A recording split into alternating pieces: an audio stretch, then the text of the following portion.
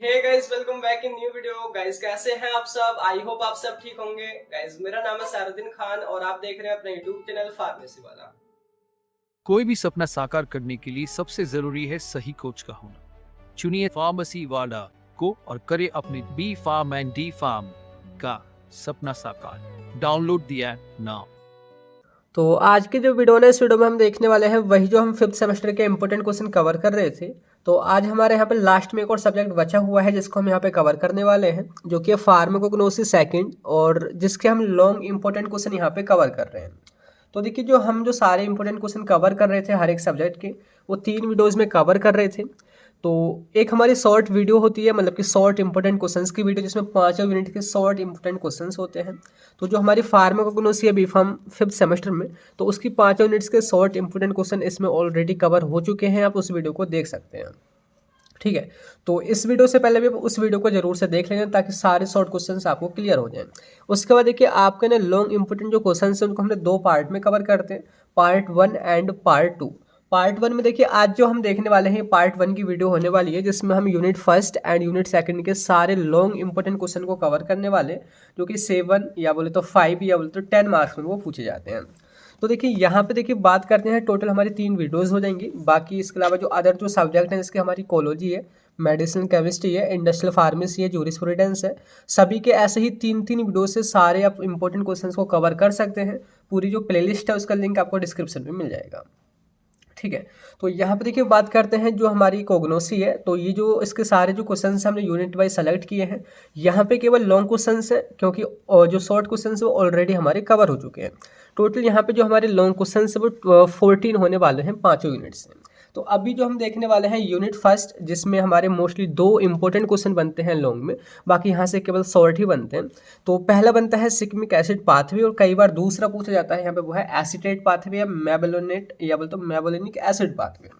तो इसको यहाँ पे हम देखने वाले हैं, लेकिन इन क्वेश्चन से समझने से पहले ने देखिए, मैंने ना जैसे लेक्चर्स रेगुलर वाले अपलोड करे थे, तो वहाँ पे मैंने इन टॉपिक्स को कवर करा रखा है। तो यहाँ पे मैं दोबारा से नहीं समझाऊंगा, वो वीडियो में मर्ज करके यहीं पे वो ऐड कर दूंगा। तो देखिए, इस पाथवे को समझने से पहले कि क्या है सिग्मिक एसिड पाथवे, आपने ये इंट्रोडक्शन समझना होगा कि क्या है फार्माकोग्नोसी एंड फाइटोकेमिस्ट्री सेकेंड। वैसे तो आपने 4th सेमेस्टर में पढ़ी होगी, लेकिन इसमें जो यूनिट है, ये मेटाबॉलिक पाथवे, ये होते क्या हैं, ये हायर प्लांट में इनका मतलब क्या है, और ये कैसे डिटरमाइन किए जाते हैं, कौन कौन सी मतलब कि इसमें मेथड हैं या बोले तो पाथवेज हैं। तो एकदम बेसिक यहाँ पे पहले कॉन्सेप्ट आपने क्लियर करना है कि जो हमारे 3 पाथवेज यहाँ पे दे रखे हैं, shikimic acid pathway, acetate pathway and amino acid pathway, ये किस कॉमन पाथवे से स्टार्ट होते हैं। मतलब कि जनरल वीडियो जो कि कम से कम 10 मिनट की यहाँ पे होने वाली है। देन उसके बाद आपके जो क्वेश्चंस हैं वो यहाँ पे जो इंपॉर्टेंट है वो यहाँ पे स्टार्ट होंगे, ठीक है। तो यहाँ पे जो हमारा टॉपिक है ना, वो है metabolic pathway in higher plant. यानी कि मेटाबॉलिक पाथवेज क्या होते हैं, कितने टाइप्स के होते हैं, वो हम यहाँ पे समझेंगे, और हायर प्लांट क्या होते हैं, थोड़ा उनके बारे में हम यहाँ पे समझेंगे, ठीक है। तो बाकी जो यहाँ पे जो नोट्स लिखे हुए हैं, इनको आप फार्मेसी वाले ऐप से डाउनलोड कर सकते हैं, लिंक आपको डिस्क्रिप्शन में मिल जाएगा। तो यहाँ पे देखिए, सिंपल वही हेडिंग यहाँ पे डली हुई है, metabolic pathways in higher plant. पहले हम समझते हैं कि हायर प्लांट किसको हम बोलते हैं। यानी कि मैंने लिखा है कि any plant with proper roots, stems and leaves is called higher plant. यानी कि आपने देखिए प्लांट भी देखे होंगे ना, कई टाइप्स के होते हैं। जब आपने किंगडम पढ़ा था, प्लांट किंगडम, उसका क्लासिफिकेशन वगैरह, तो कोई भी ऐसा प्लांट जो पूरी तरीके से डेवलप हो जाता है, जिसमें रूट होता है, तना पूरा होता है, उसकी लीव्स होती हैं, पत्तियाँ होती हैं, फल वगैरह उस पर लगते हैं, तो उसको ना हम हायर प्लांट बोलते हैं। तो यहाँ पे जो हायर प्लांट है ना, उसी की हम स्टडी करेंगे। उसमें ना कई सारे मेटाबॉलिक पाथवेज होते हैं। तो वो पाथवेज क्या हैं, कैसे उनसे कोई भी केमिकल बनता है या कोई भी आपका इंटरमीडिएट बनता है, उसकी हम यहाँ पे स्टडी करेंगे। तो पहले हम सिंपल यहाँ पे समझते हैं कि आखिर क्या है मेटाबॉलिक पाथवे। तो देखिए, मेटाबॉलिक जो वर्ड आया है वो आया है मेटाबॉलिज्म से, और मेटाबॉलिज्म पहले आप यहाँ पे समझो, यानी कि it is the sum of total reaction occurring in our body. मतलब कि हमारी बॉडी में या प्लांट के अंदर जो भी रिएक्शंस होती हैं, तो उसी को हम मेटाबॉलिज्म बोलते हैं। आपने जैसे कि ADME, एब्जॉर्प्शन, डिस्ट्रीब्यूशन, मेटाबॉलिज्म, कोलोजी में भी पढ़ा होगा। तो मेटाबॉलिज्म का मतलब है कि ब्रेक डाउन हो जाना, या किसी का जैसे कि मैं यहाँ पे सिंपल समझाऊँ कि आपका ये A और V, ये 2 आपके रिएक्टेंट हैं, इन दोनों से मिलकर के अगर आपका AB ये आपका प्रोडक्ट बन रहा है, तो इसी को भी हम मेटाबॉलिज्म बोलेंगे। अगर इसके टूटने से ये दोनों आपके प्रोडक्ट यहाँ पे बन रहे हैं, तो इसको भी हम यहाँ पे मेटाबॉलिज्म बोलेंगे। तो मेटाबॉलिज्म कहने का मतलब है कि जो भी रिएक्शन हमारी बॉडी में होती हैं या प्लांट के अंदर होती हैं, और उनसे कोई भी केमिकल बनता है या कॉम्प्लेक्स बनता है या वो टूटता है, तो उसी को हम मेटाबॉलिज्म बोलते हैं। और जब कई सारी रिएक्शन एक दूसरे से इंटरलिंक्ड हो जाती हैं, कनेक्टेड हो जाती हैं, तो उसको हम पाथवे बोल देते हैं। जैसे कि कई सारी जब सड़क मिल जाती है ना, जैसे कि चारों पांचों सड़क आकर के जुड़ जाती हैं, एक आपका ये चौराहा बना देती हैं, तो इसी तरीके से ना उसी को हम यहाँ पे पाथवे बोलते रहे हैं। तो मेटाबॉलिक पाथवे कहने का मतलब है कि metabolic pathway is the series of chemical reaction which occurs inside living organism. जो लिविंग ऑर्गेनिज्म में पेड़ हुआ या हमारी बॉडी हुई, तो वहाँ पे जब कई सारी रिएक्शंस होती हैं और वो एक दूसरे से जुड़ जाती हैं, तो उसी को हम मेटाबॉलिक पाथवे बोलते हैं। और इसके दौरान काफ़ी सारे आपके मेटाबोलाइट बनते हैं, या बोल तो काफ़ी सारे यहाँ पे प्रोडक्ट बनते हैं, या बोल तो इंटरमीडिएट बनते हैं। क्लियर हो गया। तो यहाँ पे जो मेटाबॉलिक पाथवे है ना, इनको हम पढ़ने वाले हैं हायर प्लांट के अंदर, ऐसे प्लांट जो कि पूरी तरीके से विकसित हो चुके हैं। तो यहाँ पे ना काफ़ी सारे केमिकल बनेंगे, और उन्हीं केमिकल जो बनते हैं ना, उनकी मेडिसिनल वैल्यू होती है, और उन्हीं को यहाँ पे हम समझने वाले हैं। क्लियर हो गया। तो यहाँ पे देखिए मेटाबॉलिज्म की आगे भी डेफिनेशन है, यानी कि any chemical reaction that occurs inside living organism या by which the one chemical entity is converted into another, so that is called metabolism. Metabolism कहने का मतलब है कि जो भी रिएक्शन हमारी बॉडी में होती है, या कोई भी ऐसी रिएक्शन जिसमें एक केमिकल से दूसरा केमिकल बन जाता है या कॉम्प्लेक्स बन जाता है, तो वो आपका मेटाबॉलिज्म कहा जाता है। तो यहाँ पे देखिए दो टाइप्स का मेटाबॉलिज्म होता है, एक है कैटाबॉलिज्म और एक है एनाबॉलिज्म। कैटाबॉलिज्म जैसे यहाँ पे सिंपल लिखा है, यानी कि break down of complex chemical into simple compound, कि कोई भी आपका कॉम्प्लेक्स कंपाउंड है उसका छोटे छोटे टुकड़ों में टूट जाना, बिखर जाना, वही आपका कैटाबॉलिज्म कहा जाता है। जिसके यहाँ पे आप नेम से ध्यान रखो, कैटा कहने का मतलब है, यानी कि यहाँ पे सिंपल कैट से याद रखो, कैट मीन्स होता है बिल्ली, और आप एज्यूम करो कि एक आपकी ना मतलब कि मिट्टी की बिल्ली है, और उस पर अगर आप हथौड़ा मार दोगे ना, वो टूट जाएगी। मतलब कि आप जस्ट इस तरीके से याद रखो कि बिल्ली का टूट जाना या तो ब्रेकडाउन हो जाना आपको कैटाबॉलिज्म कहा जाता है। या कैटा या काटा, काटा मतलब कि काट देना, मतलब कि जिसके एग्जांपल यहाँ पे दिखा रखा है, मतलब कि प्रोटीन एक बड़ा कॉम्प्लेक्स है, और उसके ब्रेक होने से ना छोटे छोटे अमीनो एसिड बनते हैं। तो ये जो प्रोसेस है ना, इसको हम कैटाबॉलिज्म बोलते हैं। क्लियर हो गया। सेकंड यहाँ पे एनाबॉलिज्म, जो कि जस्ट अपोजिट होता है, कि यहाँ पे जब छोटे छोटे कंपोनेंट मिल करके एक बड़ा कॉम्प्लेक्स बना लेते हैं, उसको हम एनाबॉलिज्म बोलते हैं। तो सिंपल लिखा है कि building up of complex chemical substance from small component, कि छोटे छोटे अमीनो एसिड जब मिल जाते हैं और उनके मिलने से आपका एक बड़ा कॉम्प्लेक्स बनता है, जिसके यहाँ पे प्रोटीन जो है छोटे छोटे अमीनो एसिड से मिलकर ही तो बनती है। तो इसी प्रोसेस को हम यहाँ पे एनाबॉलिज्म बोलते हैं। तो यहाँ पे ना भी आपने बेसिक समझा है कि क्या होता है मेटाबॉलिज्म, या बोले तो मेटाबॉलिक पाथवे। इतना आपको यहाँ पे क्लियर हो गया होगा। और इसके बाद देखिए यहाँ पे एक और टर्म आपने ध्यान रखनी थी कि वो है मेटाबोलाइट। मेटाबोलाइट किसको हम बोलते हैं? देखिए जो भी रिएक्शन होती है ना, उस रिएक्शन के बाद में कोई ना कोई प्रोडक्ट बनता है या इंटरमीडिएट बनता है। जैसे कि आप ध्यान रखो कि यहाँ पे आपका ए और बी ये दो चीज़ हैं, और इन दोनों के मिलने से आपका प्रोडक्ट यहाँ पे ए भी बन रहा है। तो ये जो प्रोडक्ट जो होता है ना, इसी को हम इंटरमीडिएट बोलते हैं, मेटाबोलाइट बोलते हैं। जिसके यहाँ पे लिख रखा है कि एनी प्रोडक्ट और intermediate which forms during metabolism is known as metabolite. यानी कि मेटाबॉलिज्म के दौरान जो भी प्रोडक्ट बनता है एंड में जाकर के या बीच में बनता है, तो उसी को हम मेटाबोलाइट बोलते हैं। और मेटाबोलाइट आपके दो टाइप्स के होते हैं, एक है प्राइमरी मेटाबोलाइट और एक है सेकेंडरी मेटाबोलाइट। प्राइमरी और सेकेंडरी जो मेटाबोलाइट होते हैं ना, उनमें डिफरेंस पूछा जाता है।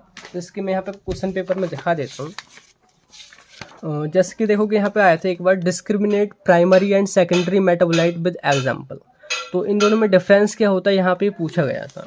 तो सिंपल हम इसके बारे में समझते हैं, और आपको आगे सिलेबस में भी मैं यहाँ पे दिखाऊंगा। तो पहले हम बात करते हैं प्राइमरी मेटाबोलाइट के बारे में। देखिए प्राइमरी कहने का मतलब है कि जो काफ़ी नेसेसरी हो, जो कि प्लांट के लिए बहुत ज़रूरी होता है, उनकी ग्रोथ के लिए, उनके डेवलपमेंट के लिए और उनकी रिप्रोडक्शन साइकिल के लिए। तो ऐसे मेटाबोलाइट को या बोलते हैं ऐसे केमिकल को हम प्राइमरी मेटाबोलाइट बोलते हैं। तो सिंपल यहाँ पे डेफिनेशन है कि primary metabolite are those metabolite which directly involved in growth, development and reproduction of plant. यानी कि जो प्लांट के लिए काफ़ी नेसेसरी होते हैं, और उसके बिना ग्रोथ नहीं हो सकती प्लांट की, उसका डेवलपमेंट नहीं हो सकता, उसमें रिप्रोडक्शन नहीं हो सकता। एग्जाम्पल इसकी कार्बोहाइड्रेट हो गए, लिपिड वगैरह हो गए, प्रोटीन्स हो गए, अमीनो एसिड हो गए, हार्मोन्स हो गए, तो ये काफ़ी नेसेसरी होते हैं। सेकंड आपका सेकेंडरी मेटाबोलाइट, यानी कि ऐसे मेटाबोलाइट जो कि प्राइमरी मेटाबोलाइट से ही बनते हैं, और उनकी ना खास ज़रूरत नहीं होती प्लांट के अंदर, लेकिन हम ह्यूमन बींग जो हैं हमें वो बहुत ज़रूरी होते हैं, बोलते हम उनसे बहुत ज़्यादा फ़ायदा उठाते हैं। आप ऐसा समझो कि देखिए हम तो पूरी तरीके से डिपेंड ही होते हैं प्लांट्स के ऊपर, और प्लांट को हम अपने फ़ायदे के लिए काटते भी हैं, और हम तो जो आपके एनिमल्स होते हैं उनको भी अपने फ़ायदे के लिए काटते हैं। तो यहाँ पे जो सेकेंडरी मेटाबोलाइट जो बनते हैं ना, वो प्राइमरी मेटाबोलाइट से ही बनते हैं, लेकिन प्लांट उनका यूज़ नहीं करते, बल्कि हम यूज़ करते हैं, उनकी मेडिसिनल वैल्यू होती है। तो सिंपल आप पहले आप ऐसे लिखोगे, यानी कि ऐसे मेटाबोलाइट जो कि प्राइमरी मेटाबोलाइट से बनते हैं उनको हम सेकेंडरी मेटाबोलाइट बोलते हैं। तो those metabolite which are synthesized from primary metabolite are called secondary metabolite. और यहाँ पे सिंपल ये लिख देना है कि ये जो मेटाबोलाइट जो होते हैं वो प्लांट के अंदर जो है ग्रोथ या डेवलपमेंट में इन्वॉल्व नहीं होते हैं। ये जो है सेकेंडरी मेटाबोलाइट प्राइमरी मेटाबोलाइट से ही बनते हैं। एग्जाम्पल इसके एल्कलॉइड हैं, ग्लाइकोसाइड हैं, फ्लेवोनोइड्स हैं, वोलेटाइल ऑयल्स हैं, स्टेरॉइड्स हैं। इनके बारे में ना आपने 4th सेमेस्टर की जो 5th यूनिट थी या जो आपकी 4th यूनिट थी कोग्निक्स में, उसमें आपने यहाँ पे पढ़ा होगा कि ये जो सारी चीज़ें जो होती हैं ना आपकी, ये इन्हीं से बनती हैं, कार्बोहाइड्रेट से, लिपिड से, प्रोटीन से। और ये जो है ना इनकी मेडिसिनल वैल्यू होती है, इनका फार्माकोलॉजिकल एक्शन हमारी बॉडी में शो होता है, और इसी की वजह से हम इनकी मेडिसिनल वैल्यू को समझने के लिए फार्माकोग्नोसिस में इसको हम यहाँ पे पढ़ रहे हैं। क्लियर हो गया? तो आपने ध्यान रखना है कि ये जो हमारे मेटाबोलाइट जो बनते हैं सेकेंडरी मेटाबोलाइट, ये ह्यूमन बींग के द्वारा ही यूज़ किए जाते हैं, और अगर ये प्लांट में बनते हैं तो प्लांट में एज ए डिफेंस सिस्टम काम करते हैं, उसको प्रोटेक्ट करके रखते हैं। तो यहाँ पे थोड़ा अपने देखिए सिलेबस को देखना होगा कि यहाँ पे देखिए लाइन एक लिखी है, वो है brief study of basic metabolic pathway. आपने बेसिक मेटाबॉलिक पाथवे की स्टडी करनी है, और यहाँ पे 3 पाथवे दे रखे हैं, और उनके दौरान देखिए लिखा है कि formation of different secondary metabolite through these pathway. यही जो पाथवे हैं, इनसे जो सेकेंडरी मेटाबोलाइट बनते हैं उनकी आपने स्टडी करनी है। तो यहाँ पे देखिए 3 पाथवे दे रखे हैं, एक है सिक्मिक एसिड पाथवे, एक है एस्टेट पाथवे, और एक है अमीनो एसिड पाथवे। इन तीनों पाथवे को समझना है, यानी कि कई सारी केमिकल रिएक्शंस होंगी और वो इंटरलिंक्ड होंगी एक दूसरे से, और उनके दौरान काफ़ी सारे इंटरमीडिएट और काफ़ी सारे प्रोडक्ट बनेंगे, सेकेंडरी मेटाबोलाइट बनेंगे, उन्हीं की आपने यहाँ पे स्टडी करनी है। और यहाँ पे देखिए सबसे जो इम्पोर्टेंट जो पाथवे जो होता है ना, वो होता है आपका सिक्मिक एसिड पाथवे। तो यहाँ पे देखिए मैं आपको क्वेश्चन पेपर में भी दिखा देता हूँ कि यहाँ पे देखिए आता है जैसे कि 7 मार्क्स में कि write a detailed note on shikimic acid pathway. Shikimic acid pathway पर एक नोट लिखिए। सिक्मिक एसिड पाथवे को 7 मार्क्स में यहाँ पे अपने डिटेल में बताना है। ऐसे ही यहाँ पे देखो explain in detail about shikimic acid biosynthetic pathway, तो बहुत ही इंपॉर्टेंट है, 3-4 बार ही लगातार आया है और हर बार आता ही रहता है। तो इससे पहले ना देखिए आपने एक और चीज़ समझ लेनी है उस वीडियो को स्टार्ट होने से पहले, मतलब कि नेक्स्ट वीडियो में, कि ये बेसिक मेटाबॉलिक पाथवे की आखिर ये जो तीनों पाथवे जो आप पढ़ने वाले हैं, जो कि यहाँ पे दे रखे हैं, shikimic acid pathway, acetate pathway, amino acid pathway, इनकी स्टार्टिंग कहाँ से होगी, एक्चुअली में प्लांट में स्टार्ट कहाँ से होते हैं। तो इनकी स्टार्टिंग देखिए बहुत ही बेसिक से आपने समझना है। देखिए इनकी स्टार्टिंग होती है फोटोसिंथेसिस से। जैसे कि यहाँ पे देखोगे पहले कार्बन डाइऑक्साइड और वाटर और सनलाइट चाहिए होती है प्लांट के लिए, ठीक है। और इन तीनों चीज़ों से वो करते हैं फोटोसिंथेसिस, मतलब कि खुद अपना वो खाना बनाते हैं, वो शुगर बनाते हैं, कार्बोहाइड्रेट बनाते हैं, ठीक है। उसके बाद देखिए जो शुगर जो होती है, यानी कि ग्लूकोज, आप समझ सकते हैं यहाँ पे ग्लूकोज के यहाँ पे 2 पाथवे स्टार्ट हो जाते हैं, एक है ग्लाइकोलाइसिस और एक है पेंटोज फॉस्फेट पाथवे। आप थोड़ा ना रिमाइंड करो, आपने बायोकेमिस्ट्री जो आपने पढ़ी थी ना 2nd सेमेस्टर में, वहाँ पे जाओ। आपने ग्लाइकोलाइसिस पढ़ी थी जहाँ पे आपको एटीपी मिलती थी, एनर्जी मिलती थी। ऐसे ही एचएमपी संट भी आपने पढ़ा होगा, अगर आपको याद आ रहा हो, पेंटोज फॉस्फेट पाथवे उसको भी हम बोलते हैं। तो वहाँ पर ना क्या होता है कि मतलब कि एटीपी बनती थी, कैसे, ग्लूकोज से बनती थी। तो सिंपल यहाँ पे जो शुगर जो है ना उसका यहाँ पे ब्रेकडाउन होता है, और 2 पाथवे यहाँ पे स्टार्ट हो जाते हैं प्लांट के अंदर, हम यहाँ पे बात कर रहे हैं। तो ग्लाइकोलाइसिस जो होता है ना, उससे ना आपका जो प्रोडक्ट जो बनता है वो पाइरूवेट बनता था, पाइरूवेट। लेकिन उसके बीच में एक और इंटरमीडिएट बनता था, वो है फॉस्फोइनोल पाइरूवेट, जिसको हम पीईपी बोलते हैं, ठीक है। ऐसे ही आपका यहाँ पे पेंटोज फॉस्फेट पाथवे जो है, यानी कि एचएमपी संट जो है, उससे एक और यहाँ पे प्रोडक्ट बनता था, वो है एरिथ्रोज 4 फॉस्फेट। इसको ना शॉर्ट में आप E4P याद रखो, यहाँ पे आप याद रखो E4P, और यहाँ पे आप रखो PEP। तो जब ये दोनों केमिकल यानी कि PEP और E4P एक दूसरे से मिलते हैं, तो उसके बाद आपका सिक्मिक एसिड पाथवे स्टार्ट होता है, जो कि हम नेक्स्ट वीडियो में देखेंगे, मतलब कि काफ़ी लंबी रिएक्शन यहाँ पे होंगी। और उसके बाद हमारे कई सारे सेकेंडरी मेटाबोलाइट, जैसे कि टैनिन हो गया, बेनिलिन हो गया, लिग्निन हो गया, फ्लेवोनोइड हो गया, ये सारी चीज़ें आपकी यहाँ पे बनने लग जाती हैं। क्लियर हो गया? तो एक पाथवे आपका स्टार्ट होता है कहाँ से, PEP से, और एरिथ्रोज 4 फॉस्फेट यानी कि E4P से, ठीक है। अभी जो सिक्मिक एसिड पाथवे है, इसी से सेकेंडरी पाथवे आपका दूसरा स्टार्ट हो जाता है, वो है एरोमेटिक अमीनो एसिड और एलिफेटिक अमीनो एसिड पाथवे। तो यहाँ पे आप एक और देखोगे ना, वो है आपका अमीनो एसिड पाथवे। तो अमीनो एसिड पाथवे कहाँ से स्टार्ट होता है, वो है सिग्मिक एसिड पाथवे से। क्लियर हो गया। अब तीसरा एक और पाथवे है जो कि आपका स्टार्ट होता है कहाँ से, ग्लाइकोलाइसिस से ही। जैसे कि यहाँ पे जो आपका पायरुवेट जो बनता था, अगर हम आगे इसको लेकर के जाएं तो ये जो है स्टार्ट करता है TCA साइकिल। आपने देखिए क्रैब साइकिल भी पढ़ी होगी बायोकेमिस्ट्री में। तो क्रैब साइकिल में देखिए दो यहाँ पे आपके लास्ट में प्रोडक्ट बनते हैं, एक है मेलोनिल कोएंजाइम ए और एक है एसिटिल कोएंजाइम ए। तो यहाँ पे देखिए मेलोनिल कोएंजाइम ए की बात करें तो ये जो है कन्वर्ट होता है फैटी एसिड में और फिर बना लेता है लिपिड। तो ये जो है एक अलग यहाँ पे मतलब कि एक अलग सीरीज हो गई। लेकिन जो TCA साइकिल में जो दूसरी तरफ जो बनता है वो होता है एसिटाइल कोएंजाइम ए।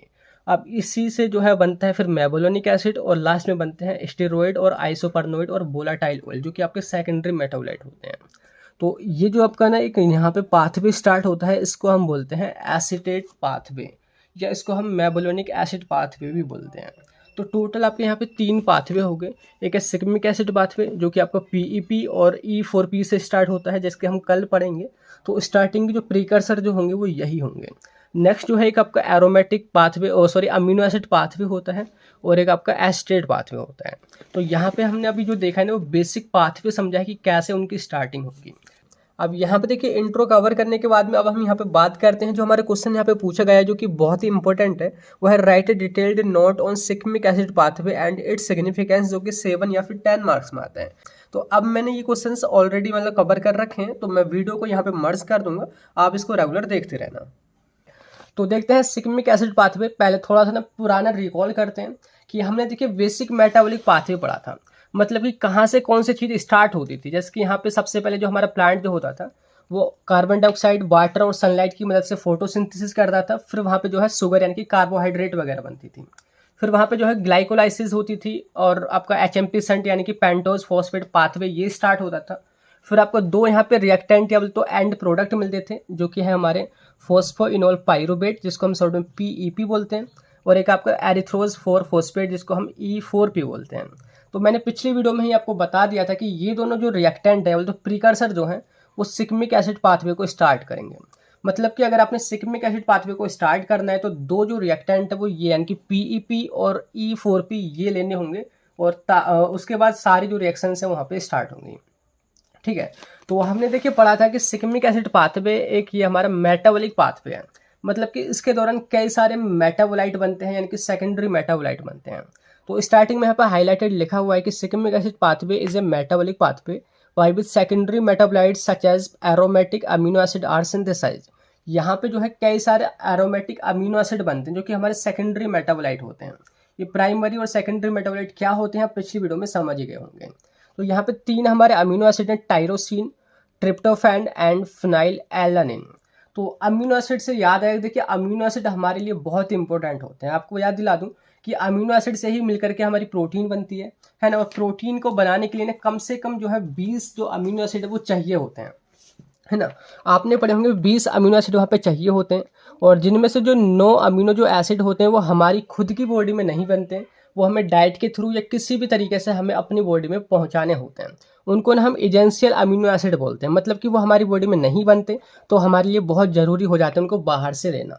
तो यहाँ पे जो 3 अमीनो एसिड हैं, tyrosine, tryptophan and phenyl alanine, तो उनमें से 2 जो हैं, ये जो इनकी ट्रिप्टोफैन एंड फिनाइल एलानिन है, ये हमारे एसेंशियल अमीनो एसिड हैं।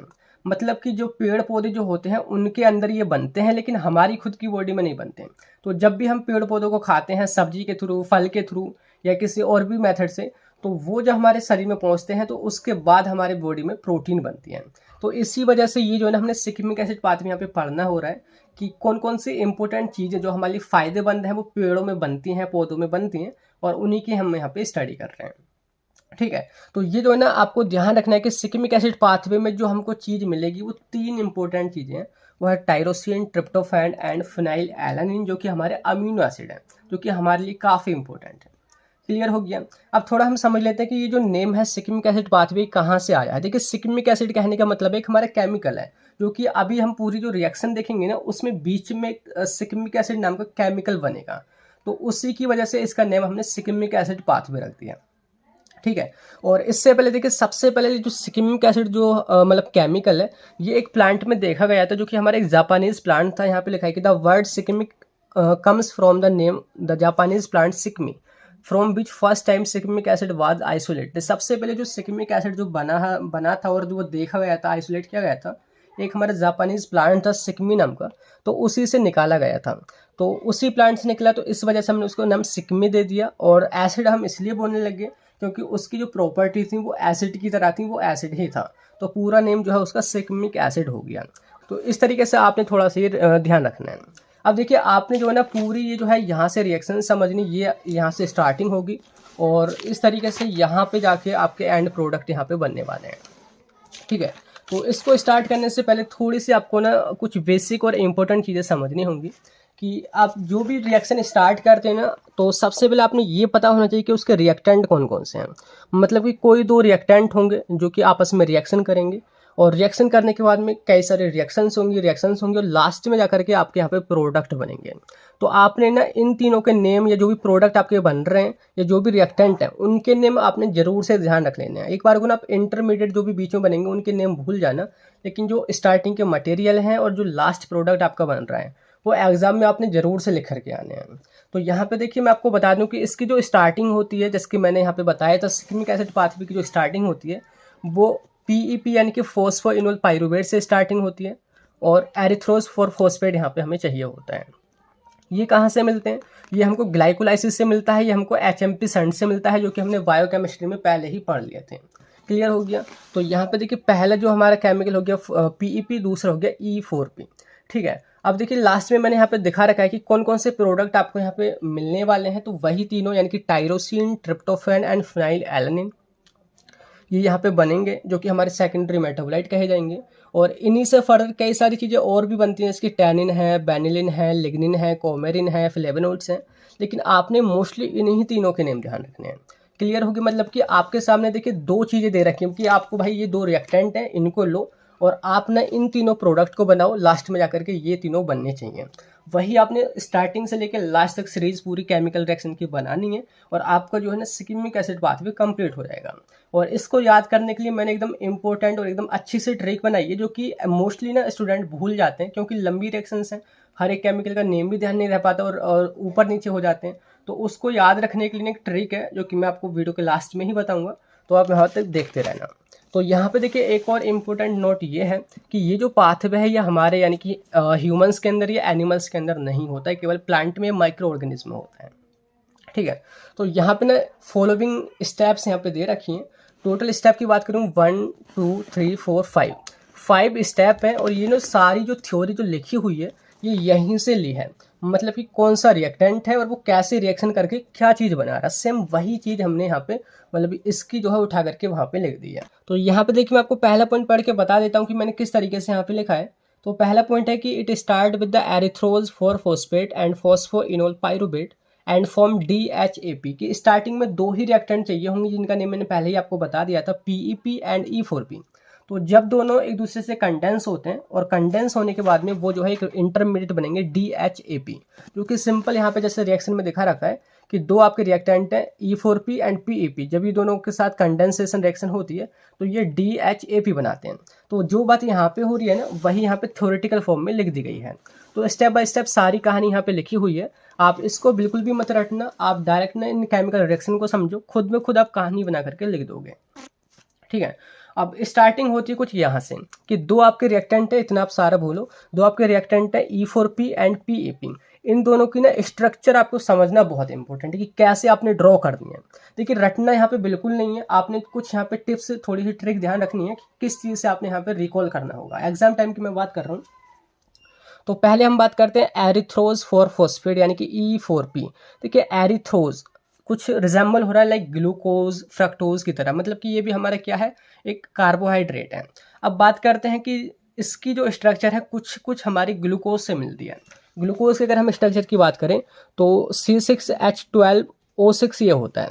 तो इसमें भी एल्डिहाइड ग्रुप होता है और यहाँ पे CHOH होता है, CHOH होता है और ये जो है 6 कार्बन होते हैं ना पूरे इसमें, अभी मैं आपको बना देता हूँ। CHOH 3 2 5 और CH2OH। तो ये जो है ना आपकी ग्लूकोज की स्ट्रक्चर है। तो उसी तरीके से ये जो है ना आपकी एरिथ्रोज जो है वो टेट्रोज शुगर है। टेट्रोज कहने का क्या मतलब हुआ, जैसे कि होता है ना डाइसैकेराइड, मोनोसैकेराइड, ट्राइसैकेराइड, टेट्रोसैकेराइड। तो ये हमारी टेट्रोसैकेराइड है। तो इसमें ना 4 कार्बन होते हैं और ग्लूकोज में 6 कार्बन होते हैं।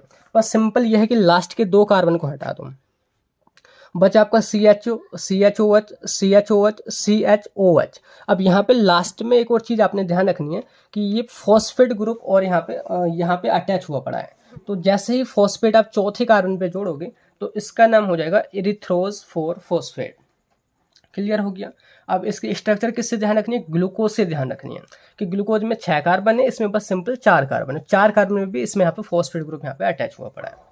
क्लियर हो गया। अब सेकंड हम बात करते हैं PEP। PEP की फुल फॉर्म है फॉस्फोइनोल पाइरूवेट या कहें तो पाइरूबिक एसिड। ठीक है। अब देखिए थोड़ा आपने यहाँ पे दिमाग लगाना होगा कि ये जो C जो है, अगर देखिए COP यानी कि यहाँ पे अभी इसने ना ऑक्सीजन ने केवल सिंगल बॉन्ड यहाँ पे बना रखा है कार्बन के साथ में, और यहाँ इस तरफ जो है ना फॉस्फेट ग्रुप से यहाँ पे अटैच हुआ पड़ा है। आप देखिए सिंपल समझो, अगर मैं फॉस्फेट ग्रुप को हटा देता हूँ तो ये जो डबल बॉन्ड है ना ये कार्बन और ऑक्सीजन के बीच में लग जाता है, तो यहाँ पे कीटोन ग्रुप बन जाता है। तो जैसे ही मैं फॉस्फेट को हटाता हूँ तो यहाँ पे देखिए 1 2 3 बोले तो प्रोप, और यहाँ पे COH यानी कि एसिडिक ग्रुप अटैच हुआ पड़ा है। तो ये बन जाएगा आपका पाइरूबिक एसिड। ठीक है। अब जैसे ही मैं यहाँ पे फॉस्फेट को लगा देता हूँ, अब ये क्या होता है, यहाँ पे जो कीटोन जो है, कीटोन यहाँ से गायब भी हो जाता है। C डबल बॉन्ड जो था ना वो डबल बॉन्ड यहाँ शिफ्ट हो जाता है और ये जो ना इनोल फॉर्म में कन्वर्ट हो जाता है। थोड़ा सा ना रिकॉल करो, सेकंड सेमेस्टर में जाओ, आपने टोटोमेरिज्म पढ़ा होगा, जो आपका आइसोमेरिज्म जो होते हैं। तो टोटोमेरिज्म में क्या होता है, कीटो फॉर्म जो है वो इनोल फॉर्म में कन्वर्ट होती है। तो सिंपल यहाँ पे यही हो रहा है, जो कीटोन ग्रुप था वो इनोल फॉर्म में कन्वर्ट हो गया, इसका नेम बन गया फॉस्फोइनोल। फॉस्फोइनोल पाइरूवेट या बोल दो फॉस्फोइनोल पाइरूबिक एसिड। क्लियर हुआ। पाइरूबिक यानी कि P बोले तो प्रोप, तो 3 कार्बन इसमें होंगे, ये आपने ध्यान रखना है। तो स्टार्टिंग की जो स्ट्रक्चर है दोनों रिएक्टेंट की आपने इस तरीके से ध्यान रखनी होगी। अब होता क्या है, आगे देखिए हम रिएक्शन की बात करते हैं। तो यहाँ पे देखिए होता क्या है कि E4P एंड PEP जब हम इन दोनों को लेते हैं तो ये जो ना कंडेंसेशन करते हैं। कंडेंसेशन कहने का क्या मतलब है कि ये एक दूसरे के साथ मिलते हैं, या हिंदी में बोले तो मिश्रण इनका होता है। तो इसका पूरा नाम है ना एल्डोल कंडेंसेशन। एल्डोल कंडेंसेशन ऐसी टाइप की रिएक्शन होती है जो कि 2 एल्डिहाइड या कीटोन के बीच में होती है। देखिए यहाँ पे एल्डिहाइड ग्रुप है, यहाँ पे कीटोन ग्रुप है। तो एक नियम है कि जब भी एल्डिहाइड ग्रुप और कीटोन ग्रुप एक दूसरे के साथ मिलते हैं, कंडेंस होते हैं, तो दोनों नहीं रहते, कोई एक ही रहेगा, या तो कीटोन को रख लो या एल्डिहाइड को रख लो। तो यहाँ पे इस रिएक्शन का नेम होता है एल्डोल कंडेंसेशन। तो सिंपल देखिए होगा क्या, यहाँ पे COOH है, ठीक है, यहाँ पे C डबल बॉन्ड O है, यहाँ पे CH2 है, पूरा का पूरा ऊपर यहाँ पे आ गया। तो यहाँ पे जो हमारा इंटरमीडिएट बनेगा आगे, उसमें ना कीटोन ग्रुप होगा, मतलब सिंपल एक कीटोन ही ग्रुप होगा, उसमें एल्डिहाइड जो ग्रुप है यहाँ से ये रिमूव हो जाएगा। तो उसको रिमूव करने के लिए इसके C डबल बॉन्ड OH इस तरीके से तो बॉन्ड है, तो यहाँ पे C सिंगल बॉन्ड OH और इधर H इस तरीके से यहाँ पे जुड़ जाएगा। बाकी सारा जो है ना सेम है, देखिए ये लास्ट तक देखो सारा कुछ सेम है। तो यहाँ पे इस तरीके ना 7 मेंबर्ड ये कंपाउंड बनता है, 1 2 3 4 5 6 7। इसका जो पूरा नेम है वो है 2 कीटो 3 डिऑक्सी डी एरेबिनो हेप्टोनिक एसिड 7 फॉस्फेट। इसके लिए हम नेम की बात करते हैं कि इधर से काउंटिंग करेंगे कि सेकंड जो कार्बन है वो हमारा कीटोन है, तो 1 2 तो 2 कीटो 3 डिऑक्सी। डिऑक्सी कहने का क्या मतलब है कि तीसरे कार्बन पे ऑक्सीजन नहीं है। डिऑक्सी का मतलब कि तीसरे कार्बन पे ऑक्सीजन नहीं है, बाकी सभी कार्बन पे आपको ऑक्सीजन यहाँ पे मिल जाएगा। एंड डी कहने का मतलब है कि वो डेक्स्ट्रो रोटेटरी है। एंड एरेबिनो, एरेबिनो इस वर्ड को भी यहाँ पे छोड़ो, मैं आगे बताऊंगा। और उसके बाद यहाँ पे हेप्टोनिक एसिड, हेप्टोनिक जो एसिड आया है देखिए वो यहाँ से आया है, देखिए यहाँ पे एसिड ग्रुप अटैच ही है और कार्बन गिनो 1 2 3 4 5 6 7, 7 को हम बोलते हैं हेप्ट, तो ये हो गया हमारा हेप्टोनिक एसिड। एंड लास्ट में है 7 फॉस्फेट, यानी कि 7th पे जो कार्बन है उससे फॉस्फेट ग्रुप अटैच है। तो इतना आपको क्लियर हो गया। अब यहाँ पे देखिए एरेबिनो या ग्लूकोज दोनों इन वर्ड को यूज़ कर सकते हैं, जो कि ग्लूकोज या बोल तो कार्बोहाइड्रेट के लिए यूज़ होते हैं। तो पूरा नेम हो गया 2 कीटो 3 डिऑक्सी डी एरेबिनो हेप्टोनिक एसिड 7 फॉस्फेट, जिसको हम शॉर्ट में DAHP बोलते हैं। ठीक है, आप इसको ना धप इस तरीके से वर्ड से ध्यान रख सकते हैं, क्योंकि कहानी में आएगा, मैं इसलिए आपको पहले ही बता दे रहा हूँ।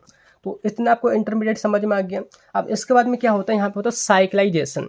साइक्लाइजेशन कहने का क्या मतलब है कि यहाँ पे जो कार्बन है इसको यहीं पकड़ो और इसको ऐसे घुमाओ और यहाँ पे लाके जोड़ दो।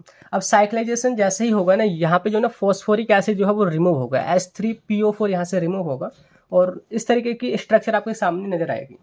ये आपकी 6 कार्बन है, 1 2 3 4 5 6। यहाँ पे आपका कार्बोक्सिलिक ग्रुप ये है और हाइड्रोक्साइड ग्रुप है। यहाँ पे 2 OH ग्रुप और यहाँ पे आपका केवल O यहाँ पे अटैच हुआ पड़ा है। इसको हम बोलते हैं 3 डिहाइड्रोक्यूनिक एसिड। और यहाँ पे देखिए हम नेम की बात करें तो देखिए जो 3 डिहाइड्रो जो आया है, देखिए आप काउंट करो 1 2 3, यानी कि तीसरे पोजीशन पे यहाँ पे हाइड्रोजन नहीं है, इसी वजह से इसका जो नेम है वो 3 डिहाइड्रो। एंड अगर यहाँ पे हम हाइड्रोजन लगा देते हैं तो ये जो कंपाउंड है ना पूरा आपका वो क्यूनिक एसिड बन जाता है। तो पूरा नेम है इसका 3 डिहाइड्रोक्यूनिक एसिड। क्लियर हो गया। तो यहाँ पे बाकी जो सारी चीज़ें ना वही थ्योरी में सारा कुछ यहाँ पे लिखा हुआ है। ठीक है। उसके बाद में देखिए यहाँ पे होता है डिहाइड्रेशन। डिहाइड्रेशन कहने का मतलब है कि यहाँ से वाटर का मॉलिक्यूल को निकाल दो, डिहाइड्रेट वो हो जाएगा। तो डिहाइड्रेशन कराने के लिए देखिए OH ग्रुप एक यहाँ से जाएगा और एक हाइड्रोजन हमारे यहाँ से जाएगा। तो जैसे यहाँ से वाटर निकलेगा तो बैलेंसी पूरी करने के लिए यहाँ पे हमको डबल बॉन्ड लगाना पड़ेगा। तो यहाँ पे देखिए डबल बॉन्ड लग जाएगा, बाकी सारा कुछ यहाँ पे सेम है। तो ये आपको बन जाएगा 3 डिहाइड्रोसिक्मिक एसिड। यहाँ पे थर्ड पोजीशन पे वही OH मतलब कि हाइड्रोजन नहीं है, अगर हाइड्रोजन हम लगा देंगे तो सिक्मिक एसिड बन जाएगा। और अभी यहाँ पे हाइड्रोजन है ही नहीं तो इसको हम बोलेंगे 3 डिहाइड्रोसिक्मिक एसिड। अब यहाँ पे हमने फर्दर जो है रिडक्शन कराना होगा। ठीक है। रिडक्शन कहने का मतलब है कि एडिशन ऑफ हाइड्रोजन। देखिए अगर हम रिडक्शन की बात करें तो रिडक्शन का मतलब होता है यानी कि एडिशन ऑफ हाइड्रोजन, और ऑक्सीडेशन का मतलब होता है यानी कि रिमूवल ऑफ हाइड्रोजन। क्लियर हुआ। तो यहाँ पे देखिए हाइड्रोजन हमारी इसी जगह पे नहीं है तो हमने सिंपल यहाँ पे हाइड्रोजन को आगे लगा दिया। तो ये जो है ना यहाँ पे हो गया रिडक्शन, और ये जो आपका केमिकल यहाँ पे कंपाउंड बनेगा वो बनेगा सिक्मिक एसिड। तो बीच में ना ये यहाँ पे सिक्मिक एसिड ही बनता है और इसी वजह से पूरा जो पाथवे है ना उसका नेम सिक्मिक एसिड यहाँ पे रख दिया गया है। क्लियर हो गया। उसके बाद देखिए यहाँ पे होता है फॉस्फोराइलेशन। फॉस्फोराइलेशन का मतलब होता है एडिशन ऑफ फॉस्फेट ग्रुप। यहाँ पे फॉस्फेट ग्रुप हमारा ऐड किया जाएगा जो कि उसी यानी कि थर्ड पोजीशन पर ही ऐड होगा, जो कि O से जो हाइड्रोजन अटैच था, हाइड्रोजन को हम हटाएंगे, यहाँ पे फॉस्फेट ग्रुप अटैच करेंगे। तो ये आपको बनेगा सिक्मिक एसिड 3 फॉस्फेट। और जैसे देखिए यहाँ पे ये इंटरमीडिएट बनता है तो इसकी रिएक्शन हम फर्दर PEP से कराते हैं, यानी कि फॉस्फोइनोल पाइरुवेट, जो कि यहाँ पे हमारा एक रिएक्टेंट था। सेम यही जो है ना इस रिंग से आकर के अटैच हो जाएगा। जैसे कि देखोगे इतना ये बिल्कुल सेम है, इतना आप देखोगे सेम है। बाकी ये जो है ना COH C double bond CH2 ये सिंपल यही जो है आकर के अटैच हो गया, बस यहाँ पे फॉस्फेट ग्रुप नहीं है। इसका नेम है 3 इनोल पायरोबिल सिक्मिक एसिड 5 फॉस्फेट की थर्ड पोजीशन पे 1 2 3। अब काउंटिंग इधर से होगी 1 2 3। थर्ड पोजीशन पे इनोल पायरोबिल ये ग्रुप यहाँ पे अटैच हो गया है और बाकी सिक्मिक एसिड 5 फॉस्फेट ये आपका पूरा कंपाउंड का नेम है। अब फर्दर देखिए यहाँ पे होता है एलिमिनेशन रिएक्शन। एलिमिनेशन रिएक्शन में जो है ये ग्रुप आपका एलिमिनेट हो जाएगा और आपका एक न्यू केमिकल कंपाउंड बनेगा, जो कि उसका नेम आपने बहुत ही इंपॉर्टेंट है, याद जरूर रखना पड़ेगा। तो यहाँ पे देखिए एक एंजाइम की मदद से ये होता है, उसका नेम है कोरिस्मिक एसिड सिंथेस। यहाँ पे एलिमिनेशन रिएक्शन होगी तो सिंपल उसमें कुछ नहीं हुआ, ये सारा ग्रुप आपका सेम है। ये यहाँ पे जो भी ग्रुप है बिल्कुल सेम है, सिंपल O और यहाँ पे फॉस्फेट जो ग्रुप था वो यहाँ से एलिमिनेट हो जाएगा। ये रिएक्शन हमारी एलिमिनेशन रिएक्शन कही जाएगी। क्लियर हो गया। और यहाँ पे जो आपको ये कंपाउंड या केमिकल जो इंटरमीडिएट बना है वो है कोरिस्मिक एसिड। कोरिस्मिक एसिड, और ये बन रहा है तो इसी वजह से एंजाइम का नेम भी हो गया कोरिस्मिक सिंथेस, कोरिस्मिक एसिड सिंथेस। ठीक है। तो ये ना आपका ब्रांचिंग पॉइंट होता है। यहाँ के बाद जो आपकी जो रिएक्शन है ना वो 2 ब्रांच में डिवाइड हो जाती है। तो देखिए कोरिस्मिक एसिड एक इंटरमीडिएट है, एक बीच का पार्ट है। अब यहीं से ना मतलब कई तरीके के केमिकल बनेंगे कि एक मेथड है कि कोरिस्मिक एसिड में एक एंजाइम काम करेगा जो कि एंथ्रानिलेट सिंथेस, जो कि एंथ्रानिलिक एसिड बनाएगा किससे, कोरिस्मिक एसिड से। अभी आप इतना ध्यान ना रखो, आप यहाँ पे फोकस करो। कोरिस्मिक एसिड से एंथ्रानिलिक एसिड बनेगा। अब ये कैसे बनेगा, देखिए आपको मैं थोड़ा सा याद दिलाऊं इसकी स्ट्रक्चर। देखिए आप अभी इसको हटा दो, ये आपका बेंजीन और ये है एसिड यानी कि बेंजोइक एसिड, इसमें लगा दो अमीनो ग्रुप यानी कि अमीनो बेंजोइक एसिड, जहाँ पे दूसरा नेम इसका होता है एंथ्रेनिलिक एसिड। अब इसमें सिंपल हुआ क्या है, इसमें देखिए यहाँ की ये सारी चीज़ें हट गई हैं और ऊपर जो है अमीनो ग्रुप आके अटैच हो गया है। तो एक तरीका की कोरिस्मिक एसिड से एक एंजाइम काम करता है उस पर और वो बना लेता है एंथ्रानिलिक एसिड, जो कि फर्दर जा करके आपका ट्रिप्टोफेन बनाता है। ये ट्रिप्टोफेन वही है जो कि हमारा अमीनो एसिड है। तो ट्रिप्टोफेन में क्या है, सिंपल कई सारी रिएक्शंस होती हैं लेकिन वो आपने जरूर से लिखनी नहीं है। सिंपल आप डायरेक्टली स्ट्रक्चर बनाना कि यहाँ पे एक बेंजीन रिंग है, एक पायरोल रिंग है, ये दोनों 6 मेंबर्ड रिंग और 5 मेंबर्ड रिंग होती हैं उस साइड में एक चैन जुड़ी होती है CH2CH NH2COOH, ये आपका ट्रिप्टोफेन कहा जाता है। तो मैंने आपको एक स्टोरी से समझाऊंगा, आपने ट्रिक के लिए जरूर लास्ट तक वीडियो को देखते रहना है। एक आपका एंड प्रोडक्ट यहाँ पे बन गया। अब दूसरी तरफ जो है यहाँ पे एक और रिएक्शन होती है कोरेस्मिक एसिड में, यहाँ पे सिंपल रीअरेंजमेंट होता है। रीअरेंजमेंट कहने का मतलब है कि ये जो स्ट्रक्चर है ना यही रीअरेंज होगी। देखो यहाँ पे आपके साइक्लिक रिंग है और ये COH है, आपका यहाँ पे COH है और यहाँ पे ये COH CS2 ये जो सारा कुछ है यहाँ पे ये रीअरेंज हो गया। देखो CS2 COOH CS2 COOH, तो ये यहाँ पे इस पॉइंट यानी कि इसी कार्बन पे आके ये अटैच हो गया। अब नीचे देखोगे OH, तो ये यही जो आपकी जो स्ट्रक्चर थी वो रीअरेंज होगी और इसका नेम हो गया प्रीफेनिक एसिड। और यहाँ पे देखिए जैसे ही प्रीफेनिक एसिड यहाँ पे बन जाता है तो यहाँ पे इन्होंने फर्दर 2 ब्रांच में टूट जाता है, मतलब कि 2 प्रोडक्ट आपके यहाँ पे बनने वाले हैं। तो देखिए एक तरीका है कि प्रीफेनिक एसिड का आप डिहाइड्रेशन कराओ और डीकार्बोक्सिलेशन कराओ। देखिए डिहाइड्रेशन मैं बोल रहा हूँ, डिहाइड्रेशन का मतलब है कि वाटर का रिमूवल, H2O का रिमूवल, एंड डीकार्बोक्सिलेशन का मतलब है कि CO2 का रिमूवल।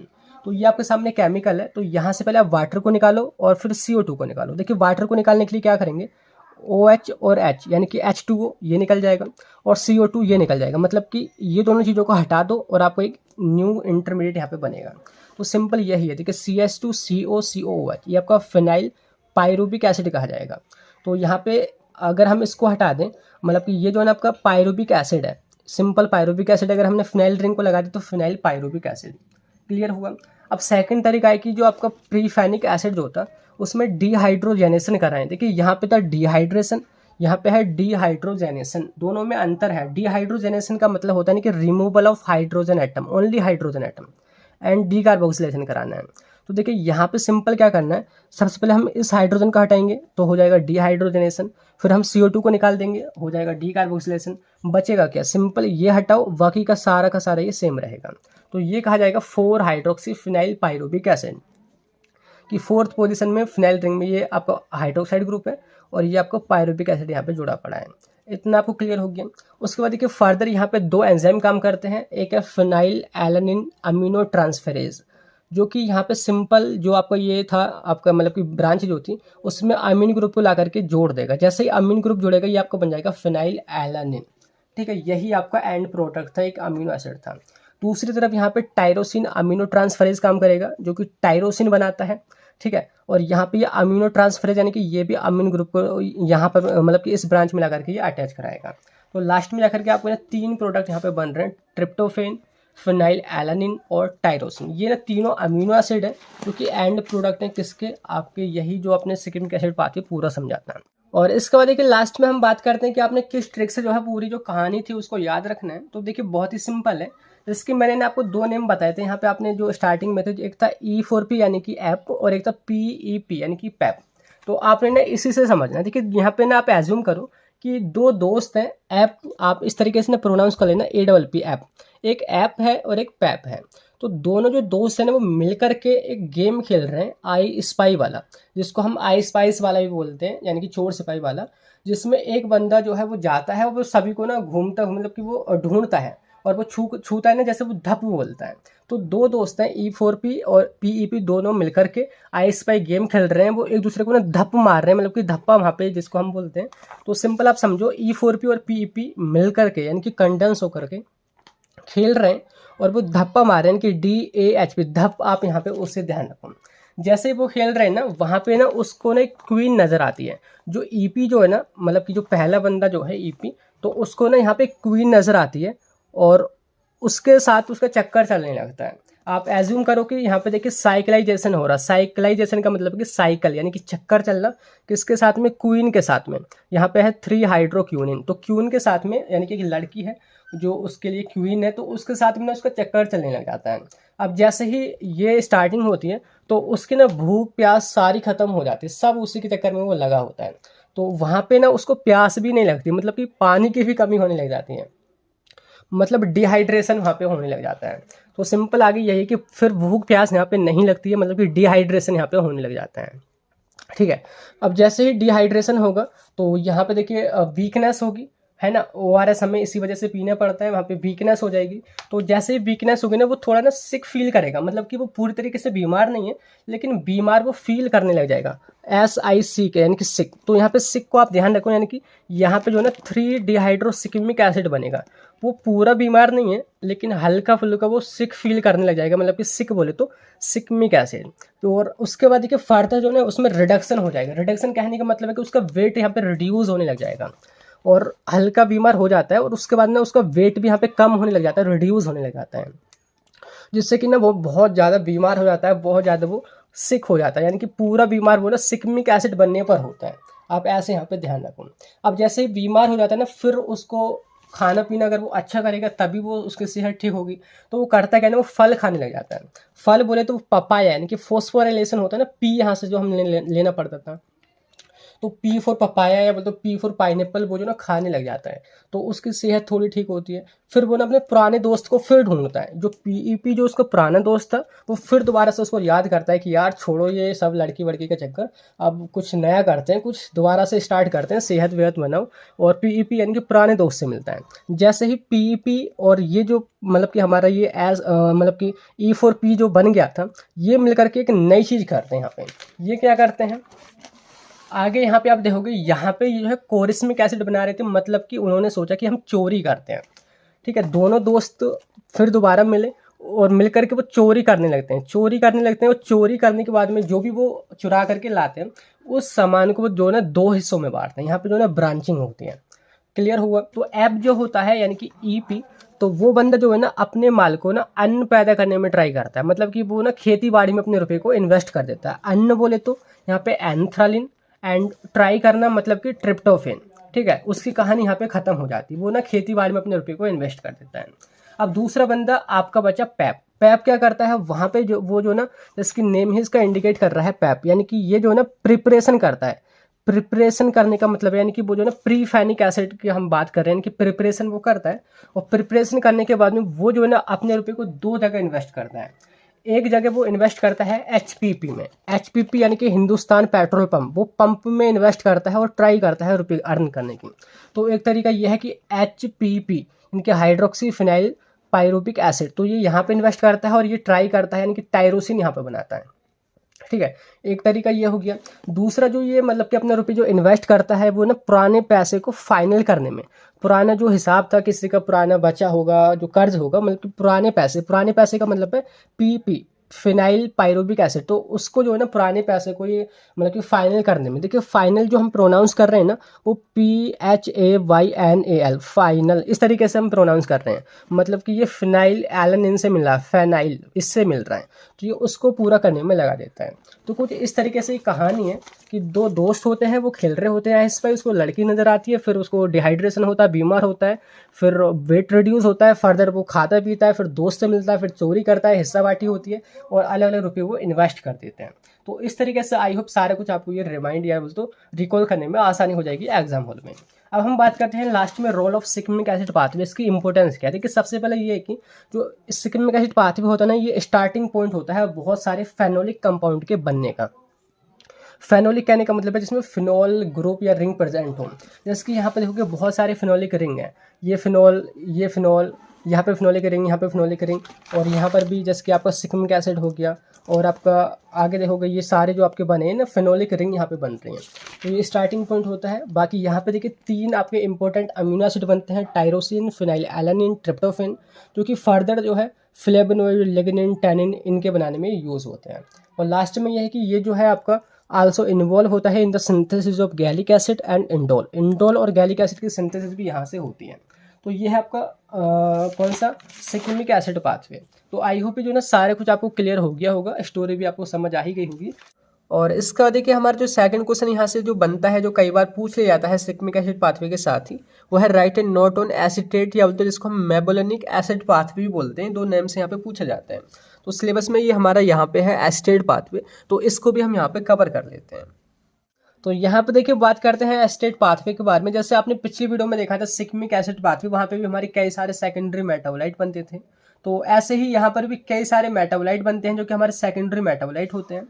आपको पता ही होगा, जैसे कि आपने फर्स्ट जो लेक्चर देखा था उसमें हमने देखा था प्राइमरी मेटाबोलाइट क्या होते हैं, सेकेंडरी मेटाबोलाइट क्या होते हैं। तो सेकेंडरी मेटाबोलाइट ऐसे मेटाबोलाइट जो कि पेड़ पौधों के द्वारा बनते हैं और वो उनके डिफेंस सिस्टम में काम करते हैं, लेकिन ज़्यादातर जो है वो हम ह्यूमन बीइंग ही उनका यूज़ करते हैं एज ए मेडिसन या एज ए कोई थेरेपी या बोलते एज ए कॉस्मेटिक, वो हम यूज़ करते हैं। तो इसी वजह से हम यहाँ पे कोगनोसी में पढ़ रहे हैं, मतलब कि सेकेंडरी मेटाबोलाइट को। ठीक है, तो स्टार्टिंग में आपने कैसे लिखना है कि acetate pathway is a metabolic pathway in plant by which secondary metabolite are synthesize. इसके द्वारा भी सेकेंडरी मेटाबोलाइट सिंथेसाइज किए जाते हैं। सेकेंडरी मेटाबोलाइट में कौन से, जैसे कि स्टीरॉयड और टर्पिनोइड जो हैं वो इसी पाथवे से बनते हैं। अब बोलोगे कि ये स्टीरॉयड और टर्पिनोइड्स क्या होते हैं, तो थोड़ा देखिए मैं आपको ना सिलेबस में ही दिखा दूं, जो कि यहाँ सिलेबस में दे ही रखा है। जैसे कि यहाँ पे देखोगे ना यूनिट 3 में है टर्पिनोइड, इसके अंदर दे रखे हैं मेंथोल, सिट्रल और आर्टिमिसिनिन। तो ये प्लांट से ही हमको मिलते हैं। इसके आर्टिमिसिनिन जो होता है ना, ये हमारी एंटी मलेरियल ड्रग होती है। तो देखिए बन रही है प्लांट के द्वारा, ये सेकेंडरी मेटाबोलाइट है, लेकिन हम उसको एज ए मेडिसिन यूज़ कर रहे हैं, हमारे लिए बहुत ही फायदेमंद है। ऐसी जो मेंथोल जो होती है, आपने इसको जरूर देखा होगा, जो बाम वगैरह जो होती है, ये ठंडा होता है, मतलब कि ठंडा रहता है। तो ये जो ना पेन को ठीक करता है और थोड़ा कॉस्मेटिक वगैरह में आप इसका यूज़ करते हैं। ऐसे जो सिट्रल जो है वो एंटी माइक्रोबियल होता है। ठीक है, तो ये ना तीनों हमारे क्या है, सेकेंडरी मेटाबोलाइट, जो कि कहाँ से मिलते हैं, एसिटेट पाथवे से मिलते हैं। क्लियर हुआ इनकी मेडिसिनल वैल्यू। ऐसे ही जैसे कि यहाँ पे देखोगे स्टीरॉयड दे रखे हैं, कार्डियोग्लाइकोसाइड, ट्राई टर्पेनोइड दे रखे हैं, जिसके लिक्योराइस है और डियोस्कोरिया है, डिजिटेलिस है। तो डिजिटेलिस CHF को ठीक करता है, कंजस्टिव हार्ट फेलियर। लिक्योराइस खांसी, गले में खरांस वगैरह, उसको ठीक करता है। ऐसे ये डियोस्कोरिया जो है, इसकी भी मेडिसिनल वैल्यू है। तो यहाँ पे जो हम पढ़ रहे हैं ना, इस सेकेंडरी मेटाबोलाइट को समझने के लिए, उनकी मेडिसिनल वैल्यू को समझने के लिए, उससे पहले हमने acetate pathway, shikimic acid pathway, amino acid pathway, इनको पढ़ना हो रहा है, मतलब कि वो कहाँ से एक्चुअली में बनते हैं। तो आपको क्लियर हो गया कि एस्टेट पाथवे से आपको स्टीरॉयड और टर्पिनोइड्स मिलेंगे। और आगे बात करते हैं कि ये जो हमारा पाथवे जो है, एस्टेट पाथवे है, इसको हम कई नेमों से जानते हैं, जैसे कि इसको हम एसिटेट मेबोलिनेट पाथवे बोलते हैं। टर्पिनोइड इससे हमको मिलते हैं, तो इस वजह से इसको हम टर्पिनोइड पाथवे भी बोलते हैं। और टर्पिनोइड को ना हम आइसोपर्नोइड भी कहते हैं, तो इसका जो नेम है वो आइसोपर्नोइड पाथवे भी कहा जाता है। तो ये ना किसी भी नेम से पूछा जा सकता है कि मेबोलिनिक एसिड पाथवे बताइए, या एस्टेट पाथवे बताइए, या एसिटेट मेबोलिनेट पाथवे बताइए, तो आपने इनको ध्यान रखना है। क्लियर हो गया। बाकी बात करते हैं, इसकी जो डिस्कवरी जो हुई थी ना, वो 1950 में हुई थी, जब acetyl co enzyme A discover हो गया था। अब इसके डिस्कवरी के बाद ही क्यों ये पता चला, देखिए मैं आपको बता दूं कि इसकी जो स्टार्टिंग होती है, स्टार्टिंग का जो रिएक्टेंट या बोल तो रॉ मटेरियल जो होता है, वो आपका एसिटाइल को एंजाइम ए ही होता है। अब थोड़ा ना हम बेसिक मेटाबॉलिक पाथवे को देखते हैं कि एक्चुअली में कहाँ से स्टार्टिंग होती है आपकी एसिटेट पाथवे की। तो यहाँ पे देखिए हमने ना सबसे जो फर्स्ट वीडियो थी इसकी, मतलब कि कोगनोसी की, उसमें हमने देखा था कि जो प्लांट जो है वो सबसे पहले शुगर बनाते हैं, कार्बोहाइड्रेट बनाते हैं, फिर उनकी ग्लाइकोलाइसिस और HMP शंट के द्वारा ये जो है इंटरमीडिएट बनते हैं, PEP यानी कि फॉस्फो इनोल पायरुवेट और एरिथ्रोज 4-फॉस्फेट, जिससे हमारा सिग्मिक एसिड मतलब कि स्टार्ट हो जाता उसका पाथवे वगैरह। ऐसे ही अगर हम आगे को देखें, ग्लाइकोलाइसिस से ना आपको पायरुवेट मिलता है, पायरुवेट से फिर TCA साइकिल स्टार्ट होती है, फिर आपका एसिटाइल को एंजाइम ए बनता है, और इसी से आपका मेबोलिनिक एसिड बनता है, और लास्ट में जाके आपके स्टेरॉइड और आइसोपर्नोइड बनते हैं।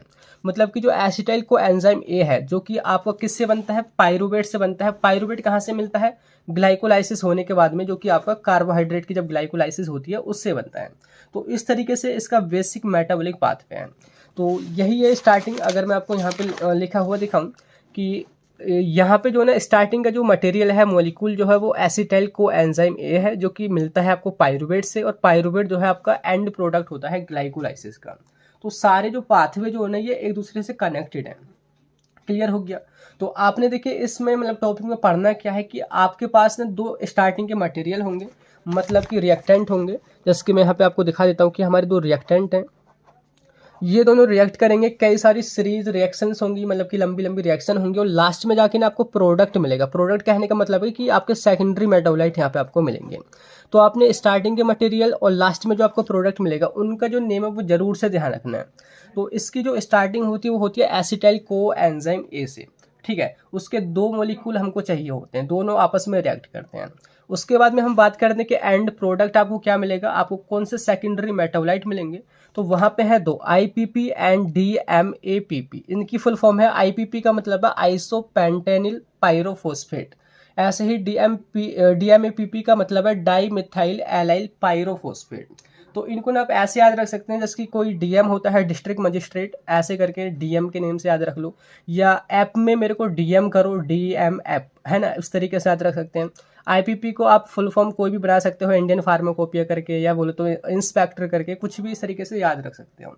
और यहाँ पे देखिए जैसे ही आपको ये दोनों प्रोडक्ट मिल जाएंगे, आईपीपी और डीएमएपीपी, तो ये दोनों ही रिएक्ट करते हैं आपस में और एक लंबी चैन बनाते हैं और नए नए प्रोडक्ट बनाते हैं, जैसे कि टर्पनोइड यही बनाते हैं, स्टीरॉइड भी बनाते हैं, वोलेटाइल ऑयल भी बनाते हैं, और उनकी मेडिसिनल वैल्यू होती है हमारी बॉडी में, वो फार्माकोलॉजिकल एक्शन दिखाते हैं, जैसे कि मैंने सिंपल एग्जांपल में आपको इनको मैंथोल, सिट्रल, आर्टेमिसिनिन और लिकोराइस वगैरह इनको मैंने यहाँ पे आपको बता दिया है।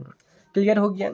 तो सिंपल अब आपने क्या करना है कि आपके पास यहाँ पे एक लंबी चैन होगी, मतलब कि स्टार्टिंग का मटेरियल होगा एसिटाइल कोएंजाइम ए, और लास्ट में जाकर के आपके ये प्रोडक्ट बनेंगे डीएमएपीपी और आईपीपी वगैरह। तो यही सीरीज आपने मतलब कि रिएक्शंस की स्टार्ट करनी होगी कि कैसे ये पूरी रिएक्शन होती है, कैसे प्रोडक्ट आपका बनता है और क्या ये पूरी कहानी है, और आपका ये टॉपिक यहाँ पे कंप्लीट हो जाएगा। तो यहाँ पे देखिए सबसे पहले मैंने थ्योरी लिख रखी है, जो कि सारी रिएक्शंस यहाँ पे हुई है ना स्टेप बाय स्टेप, जिसकी यहाँ से स्टार्टिंग होती है और एंड जो है इसका यहाँ पर आकर के खत्म होता है। तो यही जो सारी कहानी है ना स्टेप बाय स्टेप मैंने यहाँ पे लिख रखी है। जैसे कि मैं आपको पढ़ के बताता हूँ कि स्टार्टिंग में ना आपके पास दो मॉलिक्यूल होंगे एसिटाइल कोएंजाइम ए के, एक ये है और एक ये है, दोनों जो है ना क्लेजन कंडेंसेशन रिएक्शन करते हैं और एसिटो एसिटाइल कोएंजाइम ए बना लेते हैं। अब यही जो बात है ना मैंने वर्डों में यहाँ पे थ्योरेटिकल लिख दिया है कि first two molecule of acetyl coenzyme A form एसिटो acetyl coenzyme A through Claisen condensation. तो जो भी कहानी वहाँ पे हो रही है ना, मतलब कि रिएक्शंस में हो रही है, वही जो है यहाँ पे थ्योरी में लिखा हुआ है। आपने अगर रिएक्शन समझ में नहीं आ रही है ना कि कैसे कौन सी रिएक्शन हुई है, तो सिंपल आप यहाँ पे थ्योरी में पढ़ना और अपने एग्जाम में भी ऐसे ही लिखना होगा।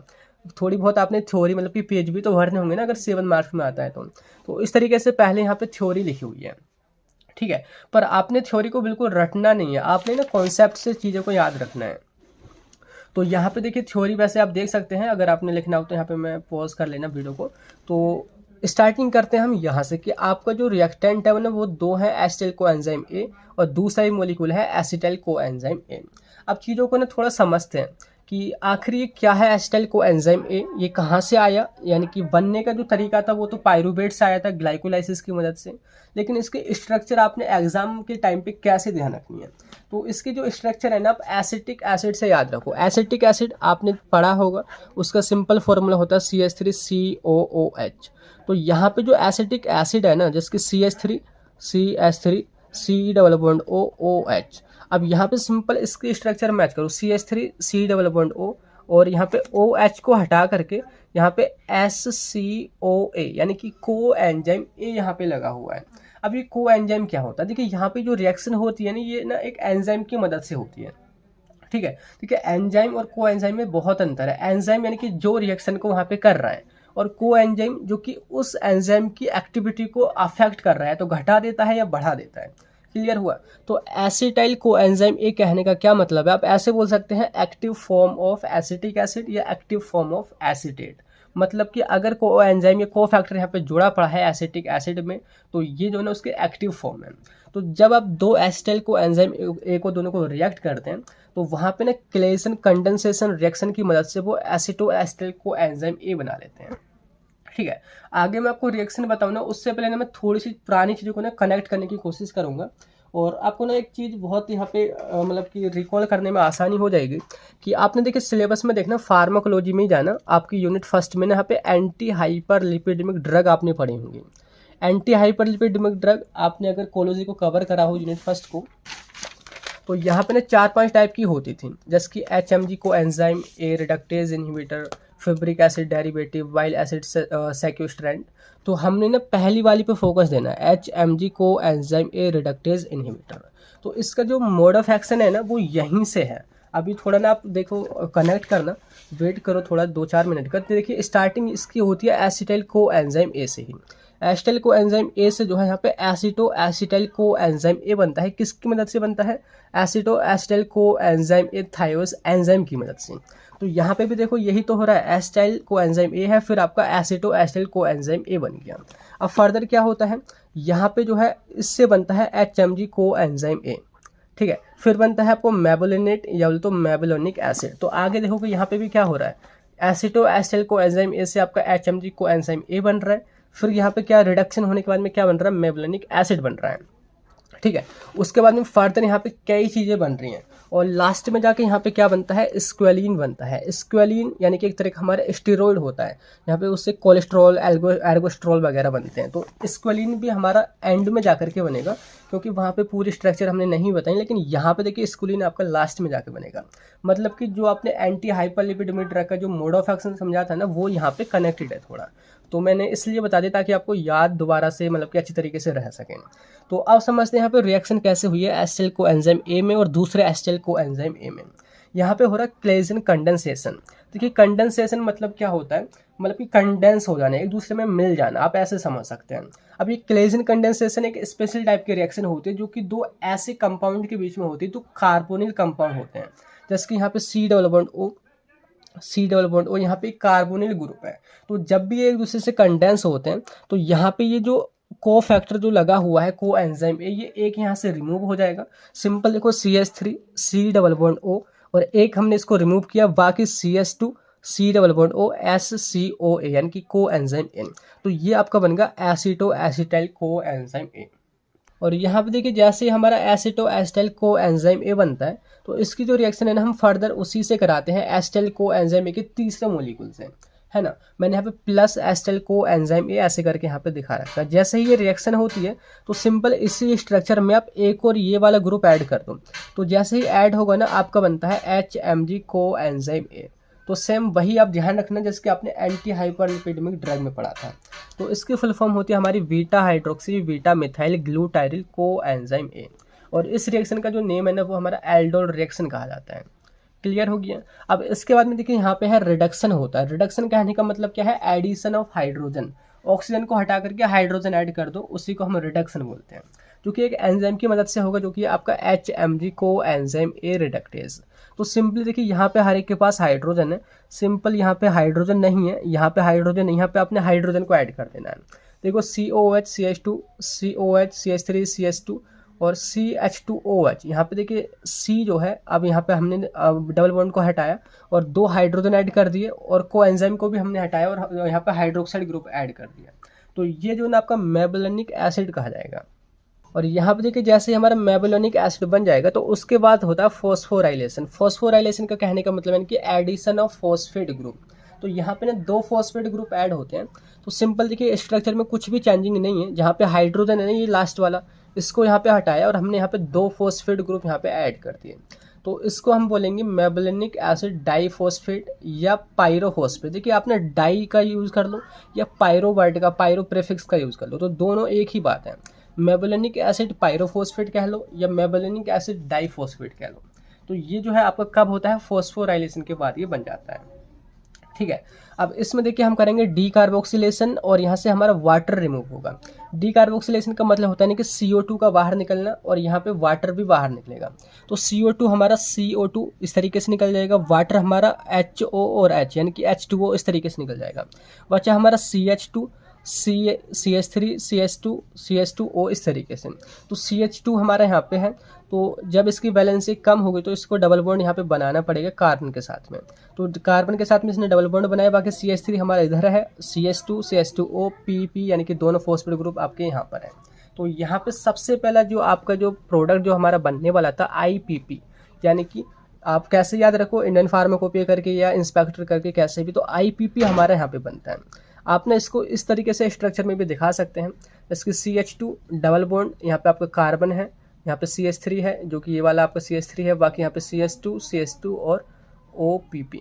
तो ये है ना आपका आइसोपाइरोफॉस्फेट या बोले तो आइसोपेंटाइल पाइरोफॉस्फेट कहा जाता है, ठीक है।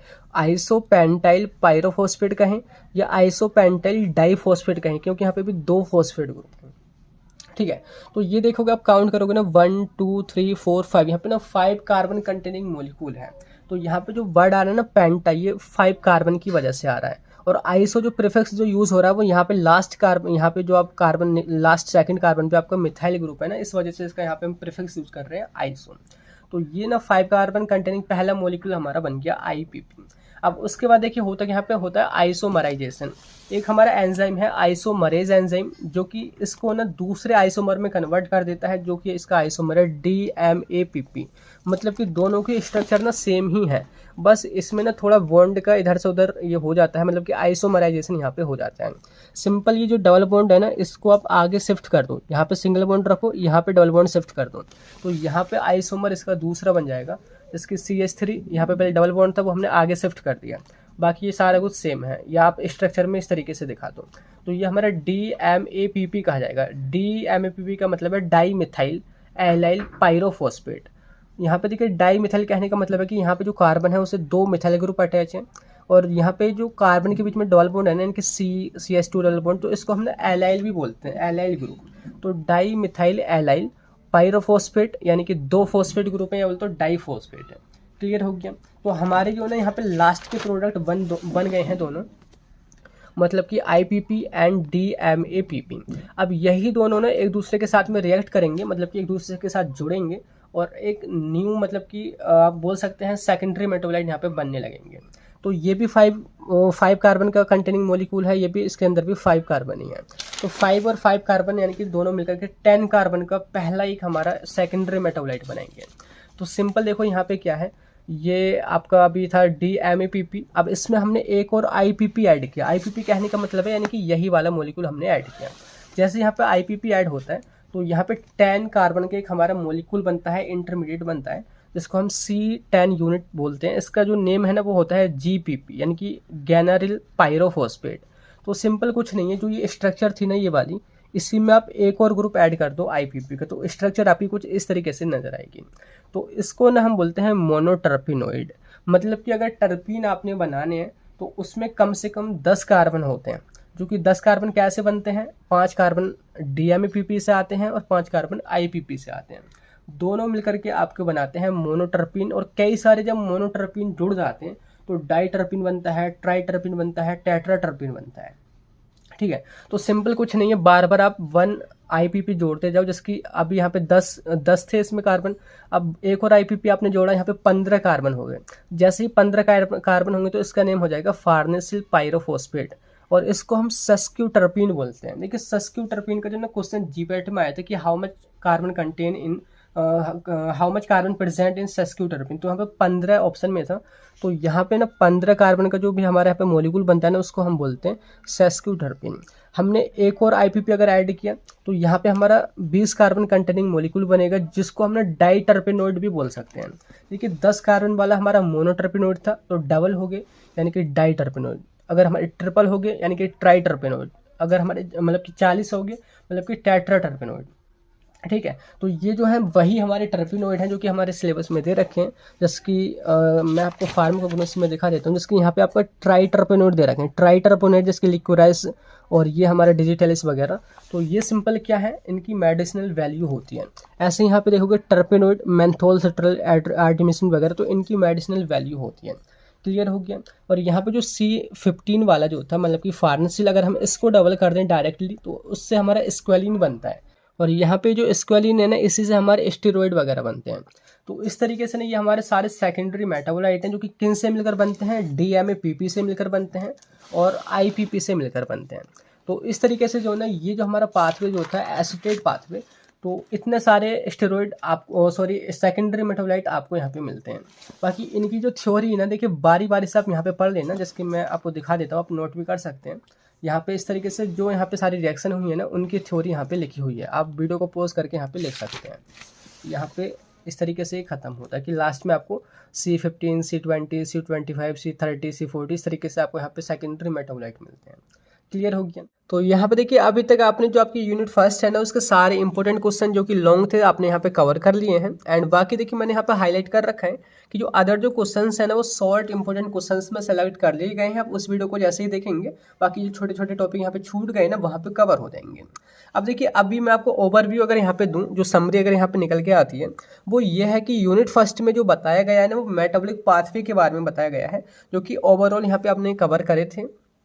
तो उनसे आपके सेकेंडरी मेटाबोलाइट बनते हैं। सेकेंडरी मेटाबोलाइट हम ह्यूमन बीइंग के लिए काफ़ी ज़रूरी या तो हेल्पफुल हो जाते हैं, उनका फार्माकोलॉजिकल एक्शन या तो एक मेडिसिन की तरह वो हमारी बॉडी में काम करते हैं। अब बाकी जो रिमेनिंग 3 यूनिट्स हैं, जैसे कि आप यूनिट सेकंड देखोगे, वही आपके एल्कलॉइड्स, यहाँ पे आपके फ्लेवोनोइड्स और इसके अलावा steroid, cardioglycoside, volatile oil, tannin, resin, glycoside, सारे के सारे ये आपके क्या है, सेकेंडरी मेटाबोलाइट हैं। मतलब कि ये मिलते प्राइमरी मेटाबोलाइट से हैं, लेकिन हमारी बॉडी में बहुत ज़्यादा इनका रोल हो जाता है एज इफ मेडिसिन या बोलते तो फार्माकोलॉजिकल एक्शन। तो ये होगी यूनिट सेकंड। ऐसे ही अब यूनिट थर्ड में देखोगे, उन्हीं के बारे में डिस्कस है, टर्पिनोइड, ग्लाइकोसाइड, एल्कलॉइड, रेजिन, यानी कि सेकेंडरी मेटाबोलाइट हैं। फिर सारे कुछ उन्हीं के बारे में है, सेकेंडरी मेटाबोलाइट के बारे में। एंड लास्ट में है कि आप उन सेकेंडरी मेटाबोलाइट को कैसे अलग करते हैं किसी भी प्लांट से, कैसे आइसोलेट करते हैं, कैसे प्यूरिफाई करते हैं। अब देखिए यहाँ पे कन्फ्यूजन स्टार्ट होता है जैसे ही आप यूनिट नंबर सेकंड में आते हैं। यूनिट नंबर सेकंड में भी सारे आपके सेकेंडरी मेटाबोलाइट है, इसमें भी सेकेंडरी मेटाबोलाइट है, इसमें भी सेकेंडरी मेटाबोलाइट है। अब इन तीनों यूनिट में डिफरेंस क्या है पहले मैं आपको क्लियर कर दूंगा ना, सारा का सारा आपको कन्फ्यूजन यहाँ पे दूर हो जाएगा और आप इजी तरीके से इस फार्माकोग्नोसी के सिलेबस को कवर कर पाएंगे। तो देखिए यहाँ पे आप यूनिट सेकंड में पढ़ो तो लिखा है कि general introduction, composition, chemistry, chemical class, biosource, therapeutic use, commercial application of following secondary metabolite. कि इस यूनिट में जो भी सेकेंडरी मेटाबोलाइट दिए हैं तो केवल उनकी आपने क्या क्या चीज़ पढ़नी है, उनका कंपोजिशन पढ़ना है, केमिस्ट्री मतलब कि उनमें कौन कौन से केमिकल कंस्टिट्यूएंट होते हैं, उनकी केमिकल क्लास कौन सी होती है, ठीक है। उनका बायोसोर्स पढ़ना है कि वो किस प्लांट से मिलते हैं, वो किस फैमिली के अंदर आता है। तीसरा उसके थेराप्यूटिक यूज़ पढ़ना है, मतलब कि हमारी बॉडी में वो एज ए ड्रग या मेडिसिन कैसे काम करता है, क्या फ़ायदे हैं वो आपने बताने हैं। देन उसके बाद है कॉमर्शियल एप्लीकेशन, मतलब कि बॉडी के अलावा वो और कहाँ पे यूज़ किए जाते हैं वो आपने बताने हैं। तो जैसे कि मैं इस यूनिट का आपको ना एक क्वेश्चन पेपर में पढ़ के बता देता हूँ। मेरे पास यहाँ पे ना कुछ क्वेश्चन पेपर है, जैसे कि मैं आपको बताऊँ तो एक क्वेश्चन यहाँ पे पूछा है कि discuss chemistry and commercial application of lignin. जब भी यहाँ पे केमिस्ट्री और कॉमर्शियल एप्लीकेशन वगैरह पूछी जाए जो कि यहाँ पे दे रखा है आपके सिलेबस में, तो आपने क्वेश्चन पेपर में समझ लेना है कि ये जो क्वेश्चन है वो यूनिट नंबर सेकंड से है।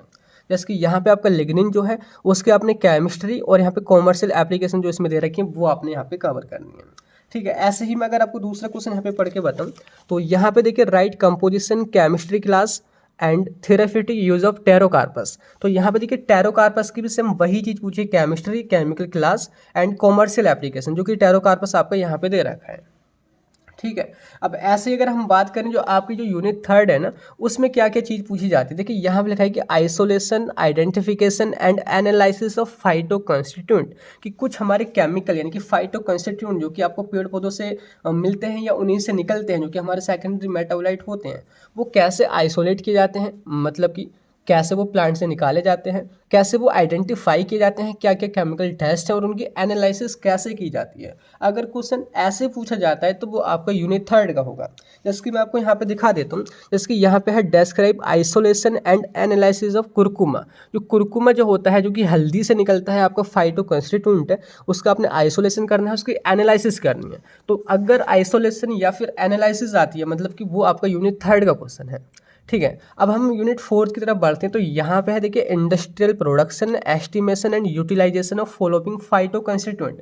कि यहाँ पे जो यूनिट थर्ड है ना, उसमें आपने पढ़ना है कि जो हमारे सेकेंडरी मेटाबोलाइट है वो आपने इंडस्ट्री में कैसे प्रोड्यूस करने हैं एंड उनको कैसे एस्टिमेट करना है कि कितनी क्वांटिटी वहाँ पे किसी पेड़ से निकली है एंड उनका आपने कैसे यूटिलाइजेशन करना है। अगर क्वेश्चन इस तरीके से पूछा जाता है तो ये आपको फोर्थ यूनिट का क्वेश्चन होगा। जैसे कि यहाँ पे मैं आपको दिखा दूँ, industrial production, estimation and utilisation of caffeine and forskolin. तो आपने ना ये जो कुछ वर्ड है ना, ये ध्यान रखने हैं कि अगर केवल केमिकल कंपोजिशन या थेराप्यूटिक यूज या कॉमर्शियल एप्लीकेशन आती हैं मतलब कि यूनिट सेकंड का क्वेश्चन है। अगर उसका आइसोलेशन, आइडेंटिफिकेशन या एनालिसिस आती है मतलब कि यूनिट थर्ड का क्वेश्चन है। अगर यहाँ पे उसका इंडस्ट्रियल प्रोडक्शन, एस्टिमेशन या यूटिलाइजेशन आता है मतलब कि यूनिट फोर्थ का क्वेश्चन है। अब मैं यहाँ पे ना कुछ इंपॉर्टेंट जो कि रेगुलर यहाँ पे रिवाइज होते रहते हैं, यहाँ पे कुछ आपके सेकेंडरी मेटाबोलाइट को यहाँ पे कवर कर रहा हूँ, आपने उनको कवर कर लेना होगा और ईजिली आप यहाँ पे उससे पास हो सकते हैं। बाकी यूनिट फर्स्ट आपको ईजी लगी होगी और यूनिट लास्ट भी मैं आपकी ईजी कर दूंगा। क्लियर हुआ? तो ये चीज़ आपको ना समझनी बहुत ज़रूरी है यूनिट सेकंड को स्टार्ट करने से पहले। एंड बाकी की जो मतलब कि सेकंड पार्ट आएगा वो भी मैं अपलोड कर दूंगा। मैं आपको बता दूं इसके अलावा ना 7 सेमेस्टर के भी आपके साथ ही एग्जाम होने वाले हैं, तो उनके ना आपके तो ऑलमोस्ट मैंने सारे सब्जेक्ट यहाँ पे कवर कर दिए, पर उनकी कुछ सिलेबस है तो कुछ सब्जेक्ट अभी भी छूटे पड़े हैं, तो उन पर भी थोड़ा ध्यान देना पड़ रहा है। तो मैं आपका ये जो सेकंड पार्ट है वो जल्दी ही अपलोड करने की कोशिश करूँगा। तो यहाँ पे देखिए बात करते हैं जो आपकी यूनिट सेकंड है, तो यहाँ पे जो इंपॉर्टेंट जो यहाँ पे रिवाइज होते रहते हैं रेगुलर जो पूछे जाते हैं, जो यहाँ पे मैंने दे रखा है वो है डिफाइन एल्कलॉइड। आपने डिफाइन करना है। Give the biosource, chemical composition and therapeutic uses of rauwolfia and opium. Rauwolfia and opium जो हैं, जो आपके क्या है, सेकेंडरी मेटाबोलाइट हैं, जो किसके अंदर आते हैं, एल्कलॉइड कैटेगरी के अंदर आते हैं। तो उसका आपने क्या बताना है, आपने बताना है कि वो कहाँ से मिलते हैं, बायोसोर्स बताना है, उसकी केमिकल क्लास बतानी है, उसका केमिकल और केमिकल कंस्टिट्यूएंट बताने हैं, उसके यूज़ बताने हैं, थेराप्यूटिक यूज़। तो इस तरीके से ये आपका क्वेश्चन यहाँ पे कवर होगा। तो ये जो है ना मैंने ऑलरेडी कवर करा था मतलब कि लेक्चर में, तो मैं इस वीडियो को यहाँ पे मर्ज कर दूंगा। तो सबसे पहले देखिए बात करते हैं एल्कलॉइड्स होते क्या हैं। देखिए वैसे ना आपने जैसे कि 4th सेमेस्टर में अगर मैं आपको याद दिलाऊँ ना, फार्माकोगनोसी की जो यूनिट नंबर 4 थी, तो उसमें ना एल्कलॉइड, फ्लेवोनॉइड, वोलेटाइल ऑयल वगैरह जो है उनके बारे में आपने पढ़ा होगा। तो सिंपल वही आपने यहाँ पे रिकॉल ही करना है कि सिंपल हम वर्ड को ना ब्रेक करते हैं कि एल्कलॉइड्स होते क्या हैं। एल्कलो प्लस ऑइड, एल्कलो कहने का मतलब यानी कि एल्कली, यानी कि जो ऐसे कोई भी हमारे सब्सटेंस जिसका नेचर बेसिक होता है या जिसका pH 7 से ज़्यादा होता है। एंड ऑइड्स कहने का मतलब है लाइक या बोल तो अपीरियंस। तो सिंपल हम ऐसे बोल सकते हैं कि यानी कि ऐसे कोई भी ऑर्गेनिक सब्सटेंस जो कि हमको प्लांट से मिलते हैं और वो बेसिक नेचर के होते हैं, वो हमारे एल्कलॉइड कहे जाते हैं। तो स्पेशली अगर हम बात करें ना, तो इनकी जो स्ट्रक्चर होती है उसमें नाइट्रोजन एटम प्रेजेंट होता है। तो सिंपल आप डिफाइन कर सकते हैं कि alkaloids are those organic compound which are basic in nature like alkali and they contain one or more nitrogen in heterocyclic ring and show physiological action in body।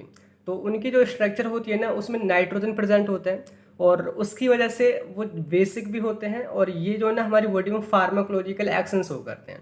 अभी जैसे हम एग्जांपल की बात करेंगे तो आपको क्लियर हो जाए कि ये हमारी मेडिसिन ही होती हैं जो कि प्लांट से मिलती हैं और हमारी बॉडी में काम करती हैं। तो यहाँ पे देखोगे ये जो है ना 4 प्लांट के नेम दे रखे हैं, बिंका, राउवोल्फिया, वेलाडोना एंड ओपियम। तो इसमें आपने पढ़ना क्या है, यहाँ पे ऊपर डिटेल में दे रखा है कि जनरल इंट्रोडक्शन, मतलब कि ये प्लांट होते क्या हैं, उनका कंपोजिशन, केमिस्ट्री यानी कि उनसे कौन कौन से हमारे आप बोल सकते हैं कि केमिकल मिलते हैं या जिनकी फार्माकोलॉजिकल एक्शन होते हैं, उसके बारे में आपने उनकी केमिस्ट्री यहाँ पे बतानी है।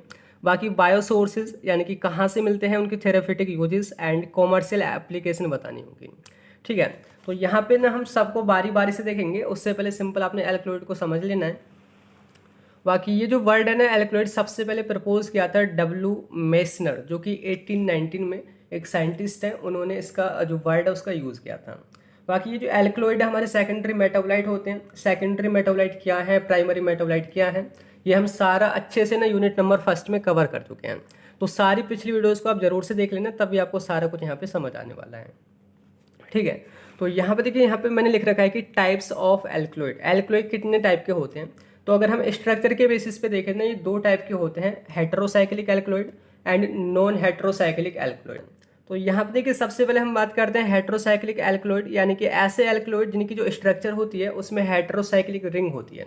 मतलब कोई भी साइक्लिक स्ट्रक्चर जिसमें कोई भी हमारा हेटेरो एटम हो, जैसे कि नाइट्रोजन, सल्फर, ऑक्सीजन वगैरह, तो वो हमारे हेटेरोसाइक्लिक एल्कलॉइड कहे जाएंगे।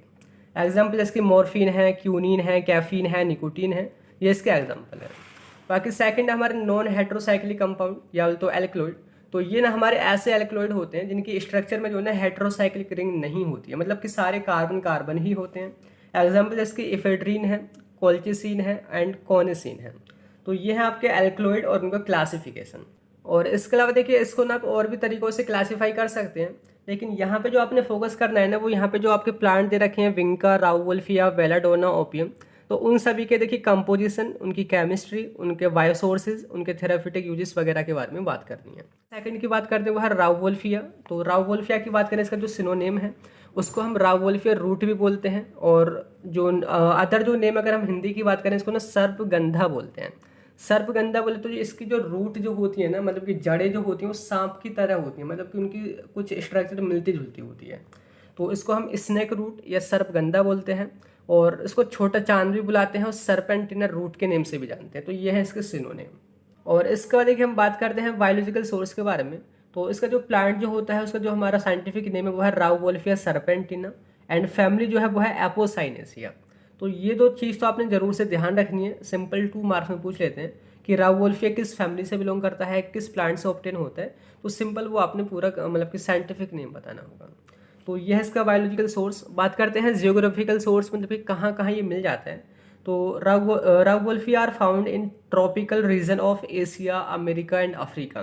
तो एशिया में, अमेरिका में और अफ्रीका में मिल ही जाता है। जैसे कि कॉमर्स लेकर हम बात करें तो ये इंडिया में, श्रीलंका में, म्यांमार में, थाईलैंड में, अमेरिका में यहाँ पे जो है कल्टीवेट किया जाता है। तो यह है राउवोल्फिया के बारे में। और इसके अगर हम मैक्रोस्कोपिक कैरेक्टरिस्टिक देखें, मैं आपको इसकी इमेज आपको शो कर दूंगा।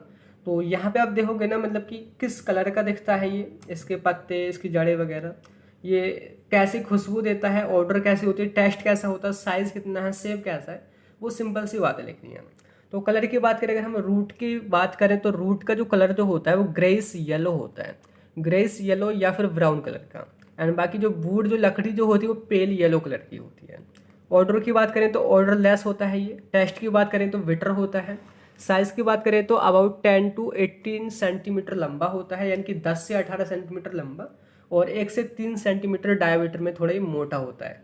ठीक है। एंड शेप की बात करें तो रूट जो है ना इसकी सब सिलेंड्रिकल होती हैं। तो ये है आपका राउवोल्फिया के बारे में। अगर हम मोस्ट इंपॉर्टेंट जो कि हमारे केमिकल कंस्टिट्यूएंट कौन कौन से ऐसे एल्कलॉइड मिलते हैं, तो इससे भी कम से कम 30 इंडोल एल्कलॉइड मिलते हैं, जिसमें जो सबसे इंपॉर्टेंट है वो यहाँ पे लिखे हुए हैं। और इसका जो मेन जो एल्कलॉइड होता है वो हमारा रेसरपीन होता है। अभी हम इसका यूज़ भी देखेंगे। तो यहाँ पे लिखा है एजमोलिन, एजमेलिसिन, रेसरपीन, सरपेंटिन, सरपेंटिनिन, रेसरपिनिन, रेसिनामिन और योहिम्बिन। तो ये जो ना सारे हमारे एल्कलॉइड जो है इनकी मेडिसिनल वैल्यू है, हम बारी बारी से यहाँ पे देखते हैं।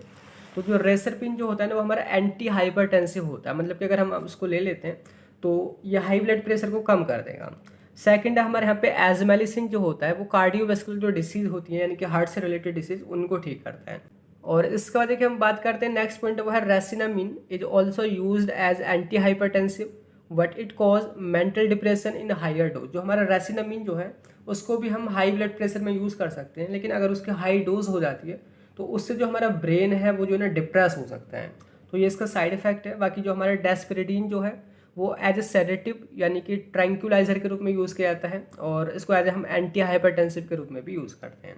नेक्स्ट में लास्ट आपका बचा हुआ है ओपियम। तो ओपियम यानी कि जो अफीम वगैरह जो होता है, तो बात करें सिनोनिम की तो इसको हम रो ओपियम बोलते हैं या ओपियम पॉपी के नेम से जानते हैं। बायोलॉजिकल सोर्स, इसकी जो फैमिली जो होती है वो पेपाबेरेसिया होती है। एंड प्लांट जो होता है वो पेपाबिर सोमनीफेरम लिन, ये जो है ना प्लांट का नेम है। तो ये शॉर्ट में पूछ ले जाता है। बाकी जियोग्राफिकल अगर हम सोर्स की बात करें तो इंडिया, पाकिस्तान, चाइना, अफगानिस्तान, रसिया, तुर्की, ईरान, इन जगहों पे ये मिल जाता है। एंड मैक्रोस्कोपिक कैरेक्टरिस्टिक की बात करें तो इसकी जो सुगंध जो होती है वो काफ़ी ज़्यादा स्ट्रॉन्ग होती है, वो अलग ही होती है, मतलब कि कैरेक्टरिस्टिक होती है। टेस्ट जो है ना इसका वेटर होता है। तो ये इसके मैक्रोस्कोपिक कैरेक्टर हैं। बाकी इसकी इमेज मैं आपको दिखा दूंगा कि दिखने में कैसा होता है। एंड नेक्स्ट हम जो इम्पोर्टेंट है वो है हमारे केमिकल कंस्टिट्यूएंट। तो इससे ना देखिए 30 एल्कलॉइड तक इससे हमने आइसोलेट कर रखे हैं, लेकिन 6 जो है वो बहुत ही मेजर हैं जिनकी मेडिसिनल वैल्यू है, जिसकी मॉर्फिन है, कोडीन है और थियाबिन है, और नार्कोटीन जिसको हम नोस्कैपिन भी बोलते हैं, नार्सिन है और पैपाबेरिन है। तो मॉर्फिन, कोडीन के बारे में आपने जरूर सुना होगा। मॉर्फिन जो हमारा एज ए पेन किलर काम करता है, तो ये जो है ना हमारे ब्रेन पे काम करता है, जो कि काफ़ी ज़्यादा जब हमको दर्द होता है ना तब इसका हम यूज़ करते हैं। तो पहला यूज़ है देखिए, it is used as hypnotic and sedative and analgesic but have addiction property. इसके ना हमें एडिक्शन हो जाता है, तो इस वजह से ना ये बहुत ही इस पर प्रतिबंध लगे होते हैं, बहुत ही कम ही यूज़ करते हैं, या फिर बोले तो जब बहुत ही सीवियर पेन होता है तभी हम इसका यूज़ करते हैं। सेकंड है कोडीन। तो कोडीन जो है ना वो हमारे ना जो हमारी एंटीटसिव जो हमारी कफ सिरप होती है, मतलब कि जब हमको ड्राई कफ हो जाती है तो उसके ट्रीटमेंट में इसका हम यूज़ करते हैं। थर्ड है पेपाबेरिन, जो कि हमारा स्मूथ मसल रिलैक्सेंट होता है, ये स्मूथ मसल्स को रिलैक्स करता है। लास्ट में है नार्कोटीन, जो कि हमारा कफ प्रिपरेशन में ही यूज़ किया जाता है, जो कि कफ को सप्रेस करता है। और इसके बाद देखिए नेक्स्ट क्वेश्चन देखिए वो है describe biosource chemistry and commercial application of lignin. Lignin जो है आपका वो सेकेंडरी मेटाबोलाइट है, तो उसका आपने बायोसोर्स बताना है, उसकी केमिस्ट्री या तो केमिकल कंस्टिट्यूएंट के बारे में बताना है, और उसका कॉमर्शियल एप्लीकेशन, कॉमर्शियल क्या यूज़ होते हैं वो आपने बताने हैं। तो यहाँ पे देखिए सिलेबस में ये जो है फिनाइल प्रोपेनोइड होता है, यहाँ पे दे रखा है लिग्निन, तो इसके बारे में हम कवर करने वाले हैं। बाकी यहाँ पे जो कुछ पॉइंट ये छूटे हैं ना, जो छूट जाते हैं मतलब कि लॉन्ग क्वेश्चन से, वो हमें ना शॉर्ट क्वेश्चन में भी कुछ क्वेश्चन यहाँ से कवर करें, उनको भी आप कवर कर लोगे ना, ऑलमोस्ट आपका यहाँ पे सारा कुछ कवर हो जाएगा। तो देखते हैं लिग्निन के बारे में। तो यहाँ पे देखिए वही जो क्वेश्चन लिखा हुआ है, तो यहाँ पे बात करते हैं कि लिग्निन क्या होते हैं। तो देखिए लिखा है कि lignin are secondary metabolite which found in plant. तो यूनिट सेकंड में हम पढ़ रहे हैं, फार्माकोग्नोसी में पढ़ रहे हैं, मतलब कि ये हमारे सेकेंडरी मेटाबोलाइट हैं जो कि प्लांट से हमको मिलते हैं, प्लांट में पाए जाते हैं। Lignin are derived from oxidative dimerisation of 2 units of फिनाइल प्रोपेनोइड। हमने बोला कि एक आपका केमिकल है या तो इंटरमीडिएट है फिनाइल प्रोपेनोइड, तो ये उसके ऑक्सीडेटिव डाइमेराइजेशन से बनते हैं। डाइमेराइजेशन का मतलब है कि देखिए फिनाइल प्रोपेनोइड, अगर हम वर्ड को ब्रेक करें तो phenyl plus propane ओइड, phenyl plus propane plus ओइड। Phenyl का मतलब बेंजीन की रिंग होगी उसके स्ट्रक्चर में, प्रोपेन का मतलब है कि 3 कार्बन होंगे सिंगल बॉन्ड से जुड़े पड़े, ओइड का मतलब होता है रिजेंबल लाइक, उसके जैसे दिखना। तो फिनाइल प्रोपेनोइड फिनाइल प्रोपेन के जैसे दिखते हैं, जिसकी इनकी स्ट्रक्चर यहाँ पे बेंजीन है और 1 2 3 यानी कि 3 कार्बन यहाँ पे प्रेजेंट है, यानी कि प्रोपेन यहाँ पे प्रेजेंट है। तो ये जो इंटरमीडिएट है यानी कि फिनाइल प्रोपेनोइड, तो इसके डाइमेराइजेशन, डाई का मतलब होता है 2 एंड मेराइजेशन मतलब कि 2 सेम रिंग अगर हम यहाँ पे जोड़ दें, जैसे कि मैंने आगे यहाँ पे दिखा रखे हैं कि लिग्निन की स्ट्रक्चर कुछ इस तरीके से होती है कि एक आपका फिनाइल प्रोपेनोइड ये हो गया इतना और एक फिनाइल प्रोपेनोइड ये हो गया, यानी कि 2 जब रिंग फिनाइल प्रोपेनोइड की जुड़ जाती हैं, 2 यूनिट यहाँ पे जुड़ जाती हैं, तो आपका लिग्निन बनता है। ठीक है, अब देखिए थोड़ा सा हम पीछे जाते हैं कि आखिर ये फिनाइल प्रोपेनोइड कैसे बनता है। तो फिनाइल प्रोपेनोइड जो है आपने यहाँ पे कुछ अमीनो एसिड के बारे में पढ़ा था, जैसे कि जो हमारे सिकमिक एसिड से यहाँ पे बन रहे थे, जैसे कि मैं आपको दिखा देता हूँ। तो यहाँ पे अभी आपने सिकमिक एसिड के बारे में पढ़ा था कि यहाँ पे ना आपको फिनाइल एलानिन और टायरोसिन मिलता है। तो फिनाइल एलानिन और टायरोसिन, तो इन दोनों के मिलने से ही आपका यहाँ पे बनता है फिनाइल प्रोपेनोइड और उससे बनता है लिग्निन। तो ये कहाँ से कनेक्शन है, अभी आपने देखिए यहाँ पे जब उसकी सिग्निफिकेंस या रोल पढ़ा होगा, तो यहाँ पे लिखा था कि through shikimic acid pathway tyrosine phenyl alanine and tryptophan obtained which used to produce flavonoid lignin tannin and coumarin। कि सिकमिक एसिड से ही इनडायरेक्टली देखो तो लिग्निन हमारा बनता है। क्लियर हो गया। तो आगे चल के अगर मैं यहाँ पे दिखाऊँ तो मैंने वही चीज़ यहाँ पे लिख रखी है कि phenylpropanoid are synthesized from phenylalanine and tyrosine amino acid, जो कि सिकमिक एसिड पाथवे से बनते हैं, और देन उनसे आपका ये फिनाइल प्रोपेनोइड बनता है, देन आपका लिग्निन बनता है। क्लियर हुआ। जो लिग्निन जो होते हैं वो हमारे प्लांट के सीड में या जो हमारे अनाज जो होते हैं उनमें या वेजिटेबल्स में पाए जाते हैं। देखिए इनकी मैं एक चीज़ बताऊं कि ये किसी स्पेशल प्लांट के अंदर नहीं होते हैं, ये बहुत सारे प्लांट के अंदर पाए जाते हैं, और प्लांट में भी मोस्टली बीज में पाए जाते हैं, उनके सीड में, या कोई अनाज है तो उसके अंदर, या वेजिटेबल्स के अंदर पाए जाते हैं। ये किसी तना वगैरह में या उसमें मोस्टली नहीं पाए जाते हैं। तो बात करते हैं जो टर्म है लिग्निन, ये इंट्रोड्यूस की गई थी एक साइंटिस्ट है हावर्थ, उनके द्वारा 1942 में। जो नेम आया ना ये लिग्निन, ये एक लैटिन वर्ड से आया है जिसका मतलब होता है वुड, यानी कि लकड़ी, यानी कि एक लकड़ी के अंदर पाए जाने वाले, वो तो प्लांट के अंदर पाए जाने वाला। तो अब भी सिंपल आपने देखा है कि आखिर ये लिग्निन क्या होता है कि आपका सिंपली सेकेंडरी मेटाबोलाइट है, इनडायरेक्टली बोले तो सिकमिक एसिड से मिलता है। और कैसे मिलता है, फिनाइल प्रोपेनोइड के डाइमेराइजेशन से। फिनाइल प्रोपेनोइड जो आपके 2 अमीनो एसिड्स हैं फिनाइल एलानिन और टायरोसिन, उनसे मिलकर बनता है। क्लियर हो गया, मतलब एक पूरा मेटाबॉलिक पाथवे है उसके दौरान बनता है। अब यहाँ पे हम बात करते हैं बायोलॉजिकल सोर्स कि ये कहाँ कहाँ से आपको मिलता है लिग्निन। तो जैसे कि मैंने बोला कि ये मोस्टली अनाज में, बीज में या फलियों वगैरह में मिलता है। तो यहाँ पे है पहला सीड, कौन कौन से सीड में मिलता है, पॉपी जो अफीम जो होता है उसमें आपको मिल जाता है उसके सीड में, पंपकिन के सीड में मिलता है, सीसम यानी कि तिल जो बीज होते हैं उसमें मिलता है, होल ग्रेन्स जैसे कि राई है, ओट्स है, उसमें भी मिलता है, ब्रान के अंदर जैसे कि व्हीट ब्रान हो गया, ओट ब्रान, राई ब्रान, उसमें ये मिलता है। ब्रान मतलब कि जो चोकर से जो हम निकालते हैं उस तरीके से। एंड उसके बाद देखिए बीन्स जो फलियाँ होती हैं उसमें भी मिलता है, फ्रूट में, वेजिटेबल्स में, और कुछ जो हमारे बेवरेजेस हैं जैसे कि चाय है, कॉफ़ी है, वाइन है, तो उसमें भी आपका लिग्निन होता है। इतना आपको समझ आ गया कि कहाँ से आपको मिलता है, ये इसका बायोलॉजिकल सोर्स। अब बात करते हैं फैमिली। फैमिली मतलब कि किस प्लांट की फैमिली से बिलोंग करता है। तो देखिए मैं आपको ध्यान दिलाऊं कि मैंने अभी आपको बोला था कि ये एक स्पेशल किसी भी प्लांट में नहीं मिलता, कई सारे प्लांट में ये प्रेजेंट होता है, उनके सीड में प्रेजेंट होता है।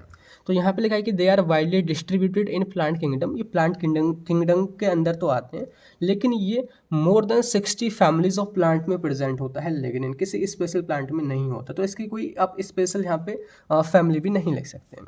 अब बात करते हैं केमिकल स्ट्रक्चर जो कि इसकी होती है। जैसे कि मैंने अभी आपको बोला कि यहाँ पे दो फिनाइल प्रोपेनॉइड की जब यूनिट यहाँ पे जुड़ जाती हैं, लिंक हो जाती हैं, तो आपका यहाँ पे बनता है लिग्निन। तो लिखा है कि the basic chemical structure of lignin consist to phenyl propane unit which linked by A carbon carbon bond between the central atom. तो यहाँ पे देखिए वही शो कर रखा है कि ये जो इतनी जो यूनिट है, एक फिनाइल प्रोपेनॉइड की यूनिट है और दूसरी तरफ भी ये वही फिनाइल प्रोपेनॉइड की यूनिट है। तो ये दो यूनिट आपस में जुड़ी पड़ी हैं और यही जो है ना डाइमराइजेशन कहा जाता है। अब देखिए बात करते हैं, ये जो स्ट्रक्चर यहाँ पे शो हो रही है ना केमिकल स्ट्रक्चर, इसी के बेसिस पे जो लिग्निन है वो और भी कई टाइप में सब डिवाइड किए गए हैं। कौन कौन से टाइप है उनके बारे में मैंने यहाँ पे लिख रखा है। तो आपने देखिए लिखना है कि based on their carbon skeleton and cyclization pattern they are divided into 8 sub group. कि वहाँ पे कौन सा मतलब कि कार्बन स्केलेटन है बोले तो कौन सी साइक्लिक रिंग है, कौन सा साइक्लाइजेशन का पैटर्न है, उसके बेसिस पे यहाँ पे वो डिवाइड किए गए हैं स्ट्रक्चर के बेसिस पे। देखिए ये जो है जैसे पहला है फ्यूरोफुरान, दूसरा है फुरान। तो ये जो ना रिंग के नेम है, जैसे कि मैं आपको थोड़ा सा याद दिलाऊं, अपने 4th सेमेस्टर की ऑर्गेनिक केमिस्ट्री में वहाँ पे कुछ आपके हेटेरोसाइक्लिक रिंग के बारे में पढ़ा होगा।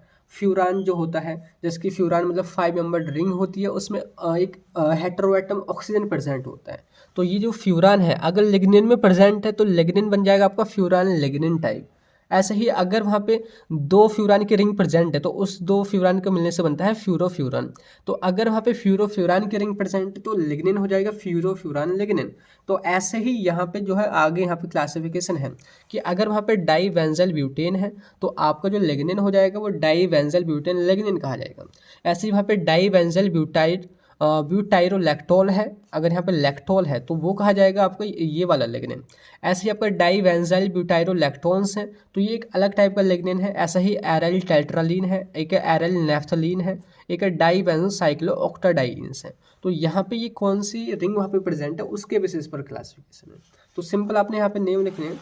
अब देखिए यहाँ पे हम बात करते हैं थेराप्यूटिक यूजेस ऑफ लिग्निन, मतलब कि हमारी बॉडी में या तो उसकी क्या मेडिसिनल वैल्यू है, थेराप्यूटिक यूज़ क्या है, वो आपने यहाँ पे बताना है।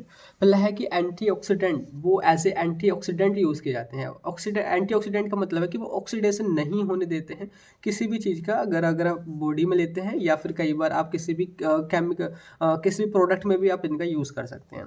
सेकेंड है कि एंटी कैंसर के रूप में यूज़ किए जाते हैं हमारी बॉडी में। एंटी वायरल और एंटी माइक्रोबियल इफेक्ट भी इनका होता है। एंटी इन्फ्लेमेटरी, इन्फ्लेमेशन को कम करते हैं।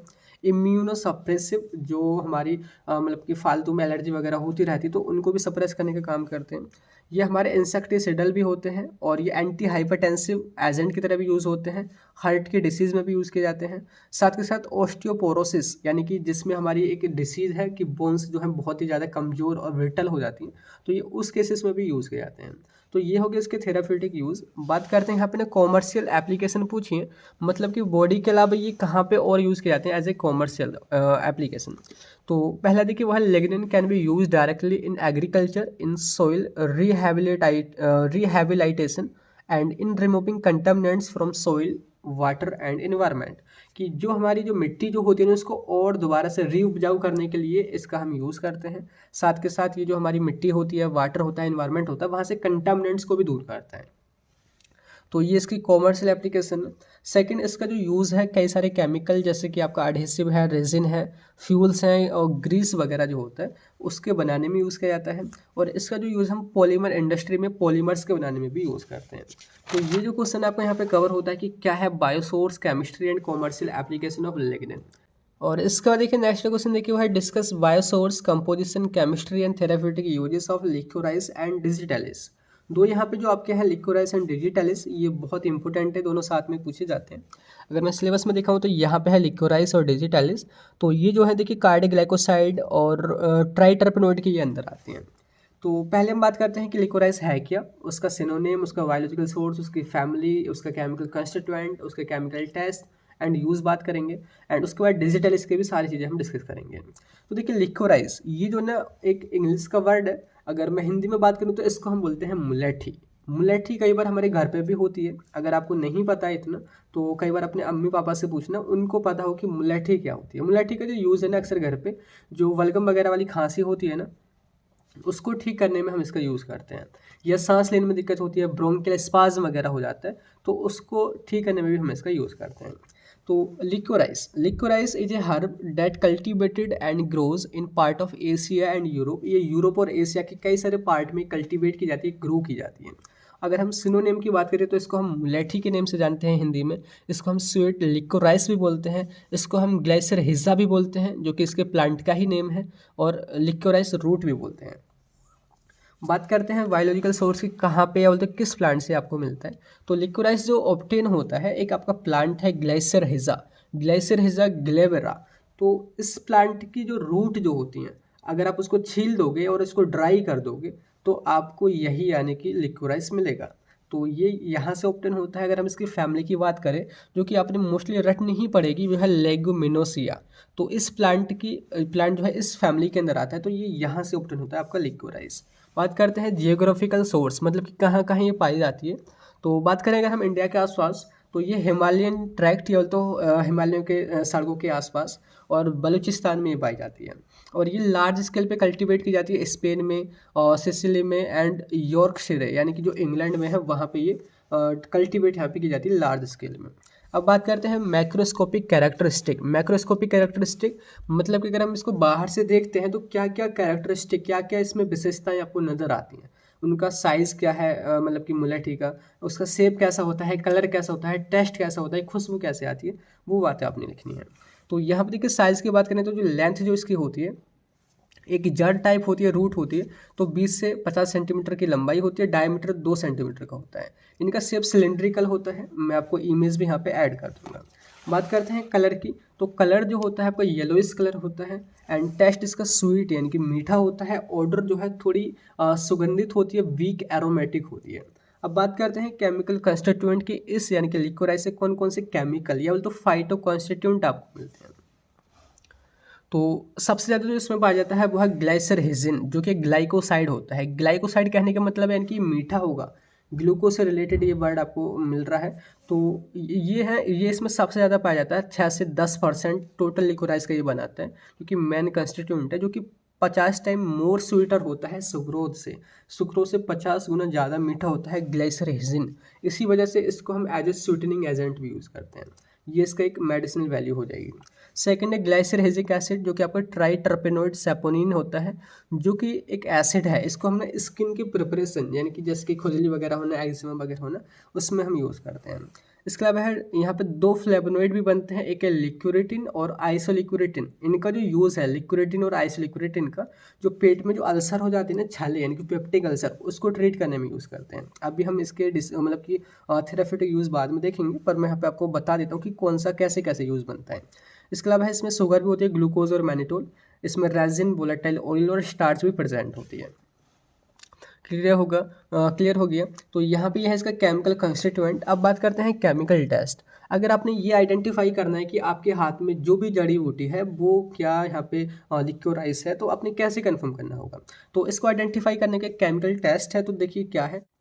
तो देखिए लिखा है कि to identify the liquorice we add 80% sulphuric acid to the sample. If there is liquorice so it will produce orange yellow colour. मतलब कि कलर के बेसिस पे हम कंफर्म करेंगे कि यहाँ पे लिक्योराइस है या फिर नहीं है।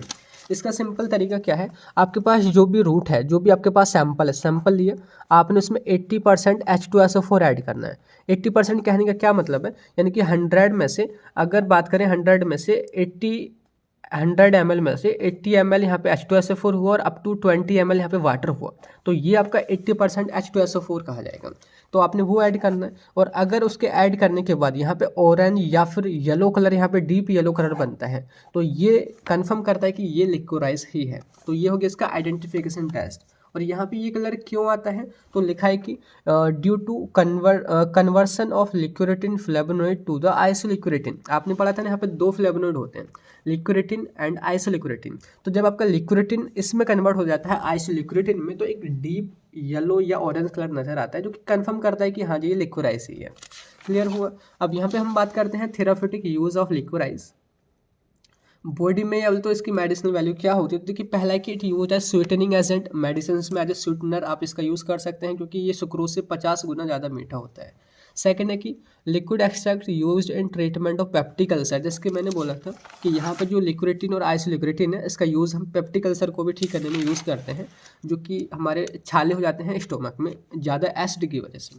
तीसरा है कि it use in bronchial problem such as cough and flu. हाँ, घर पे मोस्टली इसी का हम यूज़ करते हैं कि अगर आपको फ्लू वगैरह हो रहा है, ब्रोंकियल प्रॉब्लम, आपको खांसी वगैरह हो रही है, तो उसको ठीक करते हैं। साथ के साथ एक्सपेक्टोरेंट क्या होते हैं, बलगम वगैरह को बाहर निकालता है। और एज ए डेमलसेंट का मतलब है कि कोई भी आपकी म्यूकस लेयर है, अगर वो वहाँ से छिल गई है तो उसको ढकने का भी काम करता है, उसको थोड़ा प्रोटेक्ट करने का काम करता है। नेक्स्ट है कि इसकी जो रूट है आप एक्सटर्नली बाहर से किसी भी खुजली वगैरह को भी ठीक करने के लिए यूज़ कर सकते हैं। नेक्स्ट है कि it used as flavouring agent in chewing tobacco, जो आपकी च्यूइंग टबाकू हैं, जिसके कुबेर वगैरह हैं जो आते हैं, इसके अलावा और भी कई टबाकू आते हैं, और बेवरेजेस होते हैं वाइन वगैरह, तो उसमें एज ए फ्लेवरिंग एजेंट हम इसका यूज़ करते हैं। नेक्स्ट है glycyrrhetic acid used in skin formulation for anti inflammatory property. इसमें ग्लाइसरेटिक एसिड भी होता है एक मेन केमिकल कंस्टिट्यूट, तो उसको हम as a anti inflammatory agent की तरह यूज़ करते हैं, मतलब कि स्किन की प्रॉब्लम जो होती है उनको ठीक करने में यूज़ करते हैं। तो ये हो गया आपका लिक्विराइज एंड उसका सारा कुछ हमने यहाँ पे देखा है। अब यहाँ पे देखिए हम बात करते हैं सेकंड, आपको यहाँ पे डिजिटलिस पूछा गया था। तो डिजिटलिस क्या होता है, देखिए डिजिटलिस अगर आपने फार्माकोलॉजी पढ़ी हो अभी 5th सेम में ही, तो वहाँ पे कंजेस्टिव हार्ट फेलियर पढ़ा होगा, CHF, यानी कि ऐसी कंडीशन जो हमारा हार्ट है वो उतना ब्लड पंप नहीं कर पाता जितना कि हमारी बॉडी को रिक्वायरमेंट है, या तो रिक्वायर्ड है, तो वही कहा जाता है कि हार्ट का फेल हो जाना, यानी कि कंजेस्टिव हार्ट फेलियर। तो कंजेस्टिव हार्ट फेलियर में ना उसको ठीक करने के लिए दो मेडिसिन बहुत ज़्यादा यूज़ की जाती हैं, डाइगॉक्सिन एंड डिजिटॉक्सिन। तो वो मिलती कहाँ से हैं, वो इसी से मिलते हैं डिजिटलिस, जो एक प्लांट है। तो लिखा है कि डिजिटलिस एक जीनस फ्लोबर है, जो कि 20 स्पीसीज है इसकी अभी तक, and digitalis is the source of digoxin which use to treat CHF and cardiac arrhythmia. तो ये उनको ठीक करने में यूज़ किया जाता है, CHF को, कार्डिक अरिथमिया यानी कि इर्रेगुलर हार्ट बीट को। इसकी बात करें सिनोनिम किस दूसरे नेम से जाना जाता है, डिजिटलिस लीफ भी हम इसको बोलते हैं, फॉक्सग्लोव लीफ भी बोलते हैं। बायोलॉजिकल सोर्स की किस प्लांट से आपको मिलता है, तो ये आपको मिलता है जो पत्तियाँ होती हैं डिजिटलिस पुरपुरिया, परपुरिया या पुरपुरिया, आप जो भी बोलोगे, ये इस प्लांट की पत्तियों से मिलता है। फैमिली इसकी होती है सैकरोफ्लोरेशिया, तो ये है इसकी फैमिली। जियोग्राफिकल सोर्स की बात करें तो ये मेनली जो है पाया जाता है यूरोपियन कंट्री, यूरोप के अंदर, जैसे कि England, France, Germany, north America, Spain में ही पाया जाता है। अगर बात करें एशिया के अंदर तो ये कश्मीर में, हमारे इंडिया में, और नीलगिरी हिल्स में ही पाया जाता है। बात करते हैं मैक्रोस्कोपिक कैरेक्टरिस्टिक, मतलब कि अगर आप बाहर से डिजिटलिस को देखते हैं तो कौन कौन से आपको इसको विशेषता या कैरेक्टरिस्टिक नज़र आएंगे। तो साइज़ की बात करें तो इसकी लेंथ होती है 10 से 40 सेंटीमीटर, इसकी जो विड्थ होती है वो 4 से 20 सेंटीमीटर होती है। शेप होता है इसका एग शेप, या तो ओवेट शेप, या लैंसियोलेट शेप होता है। टेस्ट की बात करें तो थोड़ा बिटर होता है। ऑर्डर इसकी स्लाइटली कैरेक्टरिस्टिक, मतलब कि एक अलग ही टाइप की होती है, स्पेशली कैरेक्टर इसका होता है। कलर की बात करें तो डार्क ग्रेस ग्रीन होता है। तो ये हो गए इसके मैक्रोस्कोपिक कैरेक्टरिस्टिक। बात करते हैं कि कौन कौन से केमिकल कंस्टिट्यूएंट या तो कौन कौन से फाइटो कंस्टिट्यूएंट इसके अंदर होते हैं।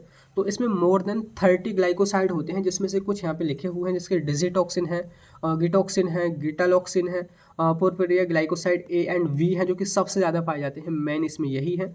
बरोडॉक्सिन है, डिजिटोनिन है, ओडोरोसाइड है, तो ये इसके अंदर पाए जाते हैं। ये हो गए इसके केमिकल कंस्टिट्यूएंट। बात करते हैं कि इसको आइडेंटिफाई करने के लिए कौन कौन से टेस्ट किए जाते हैं।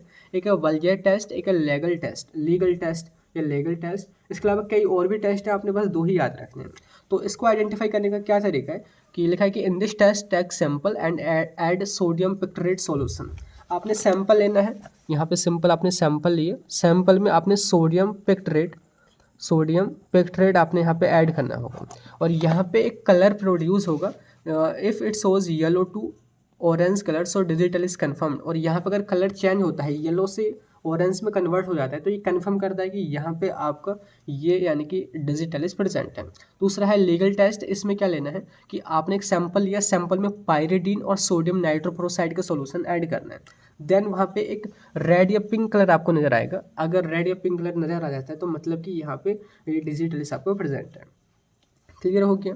बात करते हैं थेराप्यूटिक यूज़। तो देखिए मैंने जिसके आपको बोला था कि कंजस्टिव हार्ट फेलियर में जो आपकी मेन जो चीज़ें हैं डाइगोक्सिन एंड डिजिटॉक्सिन वो इसी से मिलती हैं, तो ये उसको ठीक करता है CHF को। इसके अलावा आरिथमिया इर्रेगुलर हार्ट बीट को भी ठीक करने में हम इसका यूज़ करते हैं। इसके अलावा ये it also used in the treatment of internal haemorrhage and inflammatory disease, जो अंदर ब्लीडिंग वगैरह हो जाती है कई बार, उसको ठीक करने में, या इन्फ्लामेटरी डिसीज यानी कि इन्फ्लामेशन वगैरह हो जाती है उसको भी ठीक करता है। इसके अलावा एपिलेप्सी और एक्यूट मैनिया। एपिलेप्सी मतलब कि दौरे वगैरह पड़ना, और एक्यूट मैनिया मतलब कि पागलपन थोड़ा सा, मतलब कि जैसे कि हो जाता है ना पागलपन सा, तो ये उसको भी ठीक करता है। तो ये हो गए हमारे डिजिटलिस एंड लिक्विराइज के बारे में। आई होप आपको क्लियर हो गया होगा।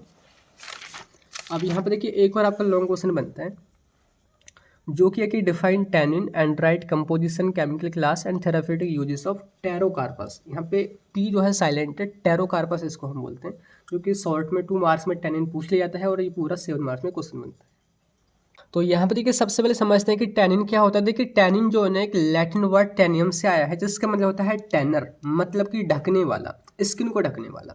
जिसकी इसकी जो एक्टिविटी जो होती है ना वो आस्टरिंग एजेंट की तरह होती है।